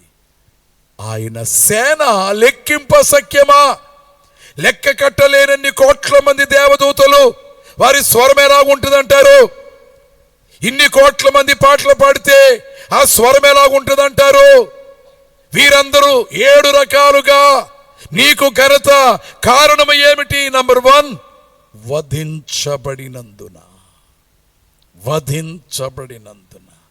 వధించబడ్డం అంటే ఏమిటి? వధించారు. ఒక గొర్రె పిల్లను తీసుకుని వెళ్ళి వధిస్తారు, ఒక మేక పిల్లను తీసుకుని వెళ్ళి వధిస్తారు. పాత నిబంధనలో వీటిని మనం చూడగలుగుతున్నాం. ప్రాముఖ్యంగా లేవి కాండములో బలులను గూర్చి 5 రకములైన బలులను గూర్చి చూడగలుగుతున్నాం. యేసు ప్రభు శరీరం అంతా వధించబడింది. శిరస్సు వధించబడింది ముళ్ళుల చేత, చేతులు వధించబడినవి చీలల చేత, పాదములు వధించబడినవి బలీయమైనటువంటి పెద్ద మేకు ద్వారా, వీపు వధించబడినది కొరడాల ద్వారా. కొరడాలకున్న ముళ్ళు అనగా గాజు పెంకులు ఇనుప ముక్కలు బంతిగా తయారు చేయబడినవి. వాటితో ఒకటి తక్కువ 40 దెబ్బలు. అందులో ఇవన్నీ కలుపుకుంటే వందలాది కొరడా చేసినటువంటి గాయములు, పిడిగుద్దులు, శరీరం అంతా వధించబడింది. అనగా తునాతునకులుగా చేయబడింది. ఎముక విరగబడలేదు ప్రవచనం బట్టి, కానీ శరీరం అంతా ఏమైంది? తునాతునకులైంది. ఆ వధించబడిన యేసుక్రీస్తు వారి శరీరమే కోట్లాది మంది యేసు ప్రభు భక్తులకు పుచ్చుకొని తినుడి, ఇది నా శరీరం అని చెప్పినప్పుడల్లా ఆయన శరీరమే మనకు అందించబడుచు ఉన్నది. ఇది వధ. వివరములోనికి వెళితే గంటల కొలది మిమ్మల్ని కూర్చుండబెట్టి బోధించగలము. వధించబడినందున నీకు ఘనత. ఈవేళ దేవుని సేవకుడు శ్రమ పెట్టబడినందున, నిందలు మోపబడినందున, అవమానించబడినందున, చులకనగా చూడబడినందున, దూరముగా ఉంచబడినందున, దుర్భాషలాడినందుకన, ఆకలి బాధలు అనుభవించినందుకన, శరీర దుస్తులు లేకుండా సేవ చేయవలసిన పరిస్థితులు ఎదుర్కొన్నందున, ఎన్నెన్ని రకాలు ఒక్కొక్క సేవకుని జీవితంలో ఉన్నట్టి వధ, ఎన్నెన్ని విధములు ఒక్కొక్క విశ్వాసి జీవితంలో, ప్రార్థనా పరుల జీవితాలలో, భక్తుల బ్రతుకుల్లో ఎన్నెన్ని రకాలుగా వధించబడ్డారు. రేపు కోట్ల కొలది దేవదూతల మధ్య యేసు ప్రభు కూర్చున్నప్పుడు ఆయన భక్తులను కూడా నిలబెట్టుకొని ఆయన, ఇదిగో నా జనాంగం, నేను ఎలాగ రాజును వారు రాజులు, నేను ఎలాగ యాజకుడు వారు యాజకులు, నా వంశము, నా పిల్లలు, నా వాళ్ళు ఘనపరుస్తాడు పరలోకంలో. భూలోకంలో నీకు అవమానం ఉన్నా పర్వాలేదు, కానీ పరలోకములో నీకు ఘనత. పేద క్రైస్తవుడా, సేద తీర్చుకో, నీదే కదా ముక్తి. బాధలు పొందిన ఖేదమునందుకు వాదములాడకు మరల, మోదమందుము మోక్షమందుము మానవుడు శ్రమలు పొందక దైవ మానవుడిటుగాగలడు. నెంబర్ 2, ఎందుకు నీవు హెచ్చించబడ్డావు? 1:9 హెబ్రీ పత్రిక 1వ అధ్యాయము 9వ వచనం. 1వ అధ్యాయము 9వ వచనం. నీవు నీతిని ప్రేమించి దుర్నీతిని ద్వేషించితివి. నీవు నీతిని ప్రేమించి దుర్నీతిని ద్వేషించితివి. అందుచేత దేవుడు నీ తోడి వారందరికంటే నిన్ను హెచ్చించున్నట్లుగా ఆనంద తైలముతో అభిషేకించి నీవు రాజు అయ్యావు. సేవకుడేమయ్యాడు? ఇప్పుడు రాజు అయ్యాడు. సేవకుడే రాజు అయ్యావు. అభిషేకించబడి కిరీటము ధరించిన వాడవై, సింహాసనమందు కూర్చున్న వాడవై, రాజదండము ధరించిన వాడవై, కోట్లాది మంది దేవదూతల్ని సేవకులుగా కలిగిన వాడవై నీవు రాజువయ్యావు. All hail the power of Jesus name అని ఇంగ్లీష్లో పాట ఉంది. 1983లో నేను నెదర్లాండ్స్ దేశానికి వెళ్ళినప్పుడు అన్ని భాషల వారు 132 దేశాల నుంచి వచ్చారు. అప్పుడు ఇండియా నుంచి బైబిల్ మిషన్ అంతటి నుండి ఒకే ఒక వ్యక్తి సెలెక్ట్ చేయబడి ఆ యొక్క ఇంటర్నేషనల్ సమావేశంలో ఏకీభవించాడు. ఆ ఒకే ఒక వ్యక్తియే మీతో మాట్లాడుచున్న సేవకుడైన సజీవరావు. ప్రారంభ దినమున అందరూ,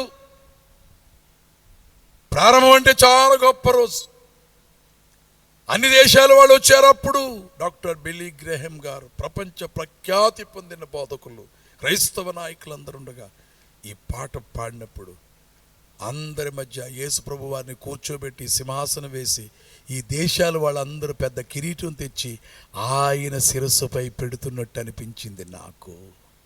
ఈ రాత్రి ఈ ఊరు పేరేంటో అమ్మా, సుబ్రాయపురంలో సభ. ఈ సభలో సింహాసనం అయింది యేసు ప్రభు వారిది, కిరీటం అయింది యేసు ప్రభు వారిది. మనం అందరం ఎవరు చెప్పండి? సేవకులము. దేవునికి స్తోత్రం. ఒప్పుకుంటారా ఒప్పుకోరా? చెప్పండి అమ్మా. మీరు చెప్పట్లేదు ఎందుకంటే అసలు విందాం అయ్యగారు అలా చెప్తారు ముందు, తర్వాత చూద్దాం ఈసారి వచ్చినప్పుడు చెప్దాం అనుకుంటున్నారేమో. మరలా రావడం అనేది ఆ తండ్రి గారి చిత్తం. అందుచేతనే ప్రభు ఎవరు? రాజాది రాజా రావే, రాజులకు రాజువైరా, రవి కోటి తేజ యేసురావే, సురావే. ఎవరు ఉందో పాట? రాజాది రాజా రావే, రాజులకు రాజువైరావే, రాజయేసు రాజ్యమేలరావే, రవి కోటి తేజ యేసురావే. ఓ మేఘవానం మీద వేగమే, ఓ మించు వైభవంబు తోడ వేగమే, రాజాది రాజారా, రాజులకు రాజువైరావే, రాజయేసు రాజ్యమేలరావే, రవి కోటి తేజ యేసురావే. ఓ భోజనంబులెల్ల తేరి చూడగా, ఓ నీ జనంబు స్వాగతంబు నీయగా, నీ రాజ్య స్థాపనంబు సేయ, ఓ రాజులెల్ల కూలిపోవా, భూమి ఆకాశంబు మారిపోవా, నీ మహాప్రభావమున వేగా, రాజాది రాజా రావే, రాజులకు రాజువైరావే, రాజయేసు రాజ్యమేలరావే, రవి కోటి తేజ యేసురావే.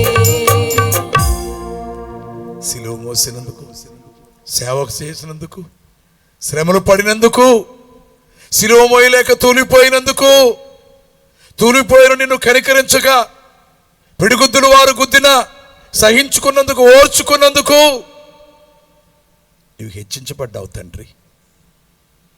నీవు వధించబడినందుకు నీవు హెచ్చించబడ్డావు. నీతి లేని పాలన చేయువారి వలె కాక నీవు నీతిని ప్రేమించావు, దుర్నీతిని ద్వేషించావు. అందుకు దేవుడు నిన్ను హెచ్చించాడు. ఇంకా దేవుడు ఎందుకు హెచ్చించాడు? హెబ్రీ పత్రిక 2వ అధ్యాయము 9వ వచనం. హెబ్రీ పత్రిక 2:9. దేవుని కృప వలన ఆయన ప్రతి మనుష్యుని కొరకు మరణము అనుభవించినట్లు దూతల కంటే కొంచెము తక్కువనిగా చేయబడిన యేసు మరణము పొందినందున దూతల కంటే కొంచెము తక్కువనిగా. ఈ మాట నేను చదివినప్పుడు చాలా బాధ అయింది. ప్రభువా, దూతలు నీ సేవకులు, మానవులు మట్టి మనుషులు, నీవు తక్కువగా చేయబడ్డావా? మనం ఎవరి ముందైనా తక్కువగా చేయబడ్డప్పుడు ఎంత బాధపడతామో, కానీ నువ్వు తక్కువగా చేయబడినా కానీ లోకము వారెల్లా లోకువ చూచిన లోపము నీకేమిటి? పెంటకొప్ప మీద నిలవబెట్టి పెంకులో అన్నం పెట్టి తిను అన్నారు పురుషోత్తమ చౌదరి గారిని.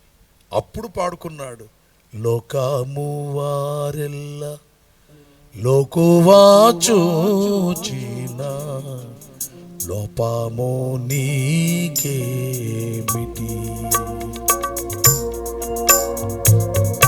వాసురాముగా క్రీస్తు పతిత పావనమూర్తి నీకోసమై ముక్తి నిలయము కాటంగా లోకము వారెల్లా లోకువా చూచిన లోపము నీకేమిటి?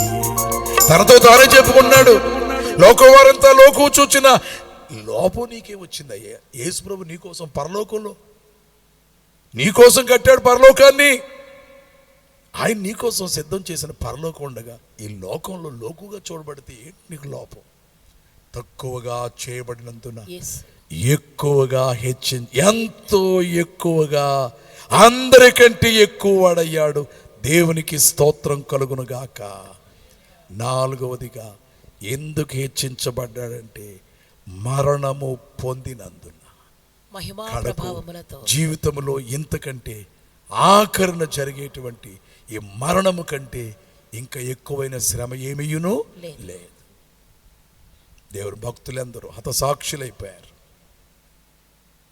ఈవేళ లక్షలు లక్షలు లక్షలాది మంది ఒక దేవుని దాసుడు మరణించినందుకు ఎంత వేదన. ఈవేళ యేసుక్రీస్తు వారు మరణించినందుకు కోట్లాది మంది సిలువ ముందు మోకరిల్లుచున్నారు. యేసుక్రీస్తు వారు సిలువ వేయబడినందుకు గాను సిలువ ముందు మోకరించుచున్నారు. అందుకే నేను అంటాను, ప్రపంచంలో రెండు సింబల్స్ ఎక్కడికి వెళ్ళినా ఎవరు మార్చలేరు. ఒకటి స్టార్, ఆయన జన్మమును సూచించేది. క్రిస్మస్ వచ్చిందంటే ఆ క్రిస్మస్ కాలంలో ఈ మాటలు అన్నాను నేను. రెండవది ఆయన క్రాస్, సిలువ వేయబడ్డాడు. ఆ సిలువ వేయబడ్డాడు. ఎక్కడికి వెళ్ళినా సిలువ ఉంది. ఆలయంలో సిలువ ఉంది, గృహాల్లో సిలువ ఉంది, క్రైస్తవుని మనస్సులో సిలువ ఉంది. సిలువే నా శరణాయందురా అన్నాడు. ఈవేళ సిలువ వేయబడినందున, మరణించినందున, అనగా మనది మరణము కాదు కానీ ఏమంటున్నాడు, మహిమా ప్రభావములతో కిరీటము ధరించిన వానిగా ఆయనను చూచుచున్నాము. మరణము ఏం తెచ్చిపెట్టింది? కిరీటము తెచ్చిపెట్టింది. ఇప్పుడు ఎలా కనబడుతున్నాడు? కిరీటధారిగా కనబడుతున్నాడు. కిరీటధారిగా. ఎలాంటి కిరీటం? ఇంగ్లాండ్ దేశానికి నేను వెళ్ళినప్పుడు లండన్ పట్టణంలో టవర్ ఆఫ్ ఇంగ్లాండ్ నేను చూడ్డానికి వెళ్ళాను. నేను మా కుమారుడు టవర్ ఆఫ్ ఇంగ్లాండ్లోకి వెళ్ళినప్పుడు అక్కడ ఎలిజబెత్ రాణి ధరించుకునే కిరీటం ఉంది. అక్కడ అంతకుముందున్న విక్టోరియా రాణులు ధరించిన కిరీటములున్నవి. కోట్ల రూపాయలు ఖరీదు చేసేటువంటి వజ్రములతో పొదగబడినటువంటి కిరీటములు ఉన్నవి. కానీ ఆ కిరీటము పైభాగము సిలువ ఉన్నది. సిలువ లేకపోతే నాకు ఈ కిరీటము లేదని రాణి అంగీకరించుచున్నది, రాజ్యం అంగీకరించుచున్నది. ఎప్పటికైనా శ్రమలున్నను, కష్టములున్నను, యేసుక్రీస్తే రాజు, యేసుక్రీస్తే దేవుడు, యేసుక్రీస్తే సర్వాధికారి అని సర్వలోకము తప్పక ఒప్పుకుంటుంది. త్వరలో ప్రభు వస్తున్నాడు. భక్తులమైన మనమందరం ఎగిరి వెళ్ళి ఆయన్ని ఎదుర్కొంటాము. ఆ 7 ఏండ్లు శ్రమ మిగిలిపోయిన వారికి వస్తుంది. మనకు శ్రమ లేదు. 7 ఏండ్ల శ్రమ. మనకు పరలోకములో విందు ఉంది. అది కాగానే 1000 సంవత్సరాలు ప్రభువారు భూమి మీద పరిపాలన చేస్తారు. ఆ తరువాత ఈ భూమి పరలోకములో భాగమై కొత్త భూమి కొత్త ఆకాశము రాగానే అంతా పరలోకంలా మార్చేస్తాడు. నిత్యము ప్రభుతో గడుపుతాము. ఆయన ఎలాగూ హెచ్చించబడ్డాడు? 4 కారణాలు ఎందుకు హెచ్చించబడ్డాడు చూచాం. ఈ వర్తమానం మీ హృదయాల్లో బదిలిపరుచుకోవాలని, భద్రపరుచుకోవాలని, దాచుకొందును రావయ్యా, నీ రూపము చూచుకొందును రావయ్యా అంటూ, నిన్ను గొలిచెదు రావయ్యా నా యేసన్నా అంటూ ఆయన్ను స్తుతిస్తూ, ఆయన భక్తులుగా భక్తురాండుగా బ్రతికి ప్రభువు రాగానే మేఘమెక్కగల ధన్యత దేవుడు మీ అందరకును దయచేయును గాక. ఆమేన్. నన్ను ప్రేమతో ఆహ్వానించిన ప్రియమైన ఆత్మీయ కుమారునికి, కుమార్తెకు, వారి 2 కుమారులకు, ఇక్కడ చేరిన పాస్టర్ గారులకు, సేవకులకు, సేవకురాండ్రకు, విశ్వాసులకు, ఆయా సంఘాలకు చెందిన వారందరికీ ప్రభువు నామమున దేవుని సేవకుడనగా నిండు కృతజ్ఞతలు మరణాత తెలియచేస్తున్నాను. ఆమేన్. నేను ప్రార్థన చేసినండి దిగి వెళ్ళిపోతుందని వెళ్ళిపోనివ్వండి. మిగిలిన కార్యక్రమం మీరు పూర్తి చేసుకోండి. మరి చాలా టైం అయింది.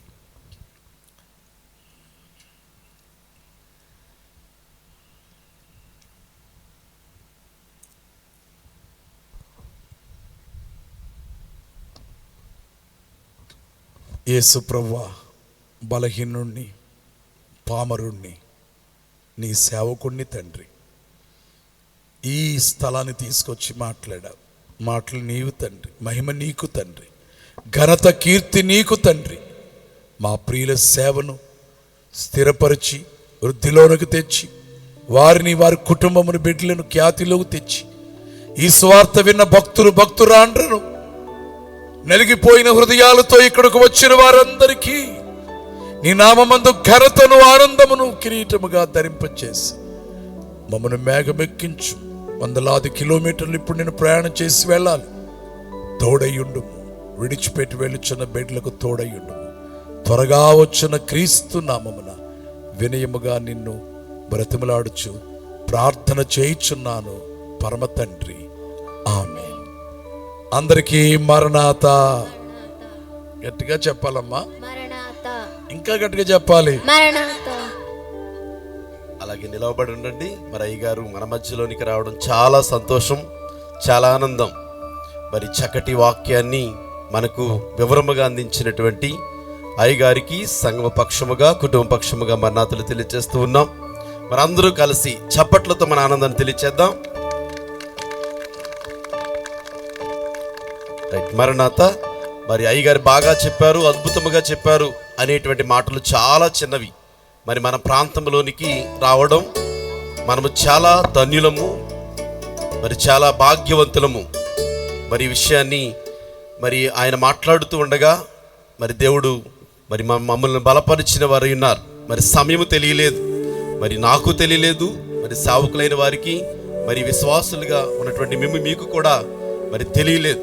మరి అంతటి మరి చక్కటి ఆత్మపూర్ణులుగా మనకు వాక్యాన్ని అందించిన అయ్యగారికి నా ప్రత్యేకమైన వందన మరణాతులు తెలియజేస్తున్నాం. అయ్యా, రాకకాల పర్యంతము ఇలాగ ప్రతి వత్సరము మా మధ్యలోనికి రావాలని ప్రేమతో మరి మీకు తెలియజేస్తూ ఉన్నాం. మరి చప్పట్లతో ఆనందాన్ని తెలియచేయండి.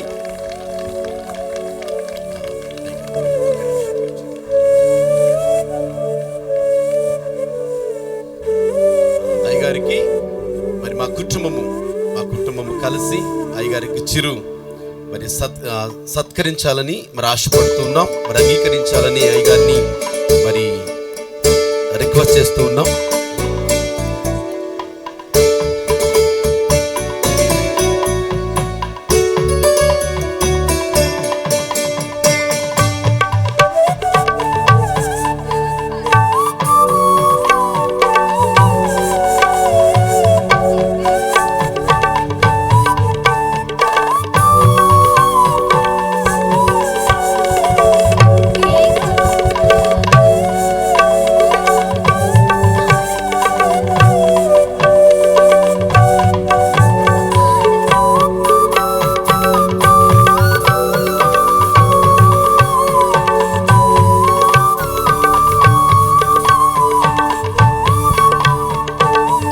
సంఘ పెద్దలైన వారు మరి ఎవరు బిడ్డలైన వారు రండి.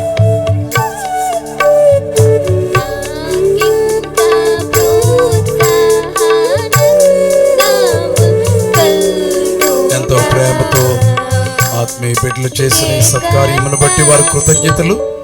ప్రపంచవ్యాప్తంగా అన్ని ఖండాల్లో సంచారం చేస్తూ నిత్యము ప్రభువును మహిమపరిచేటువంటి సేవను జరిగిస్తున్నాము. మీరందరూ ప్రార్థన చేయండి. బైబిల్ మిషన్ యొక్క సేవలు ఏ మతమును దూషించవు, ఏ మనిషిని దూషించవు, ఏ మిషన్ను దూషించవు. అది దైవజనుడు నేర్పినది. అదే పథంలో సాగిపోతూ ప్రభు వాక్యాన్ని ప్రకటించే పనిలో ఉన్న దేవుని దాసుల కొరకు ప్రేమతో మీరందరూ ప్రార్థన చేయాలని కోరుచున్నాం.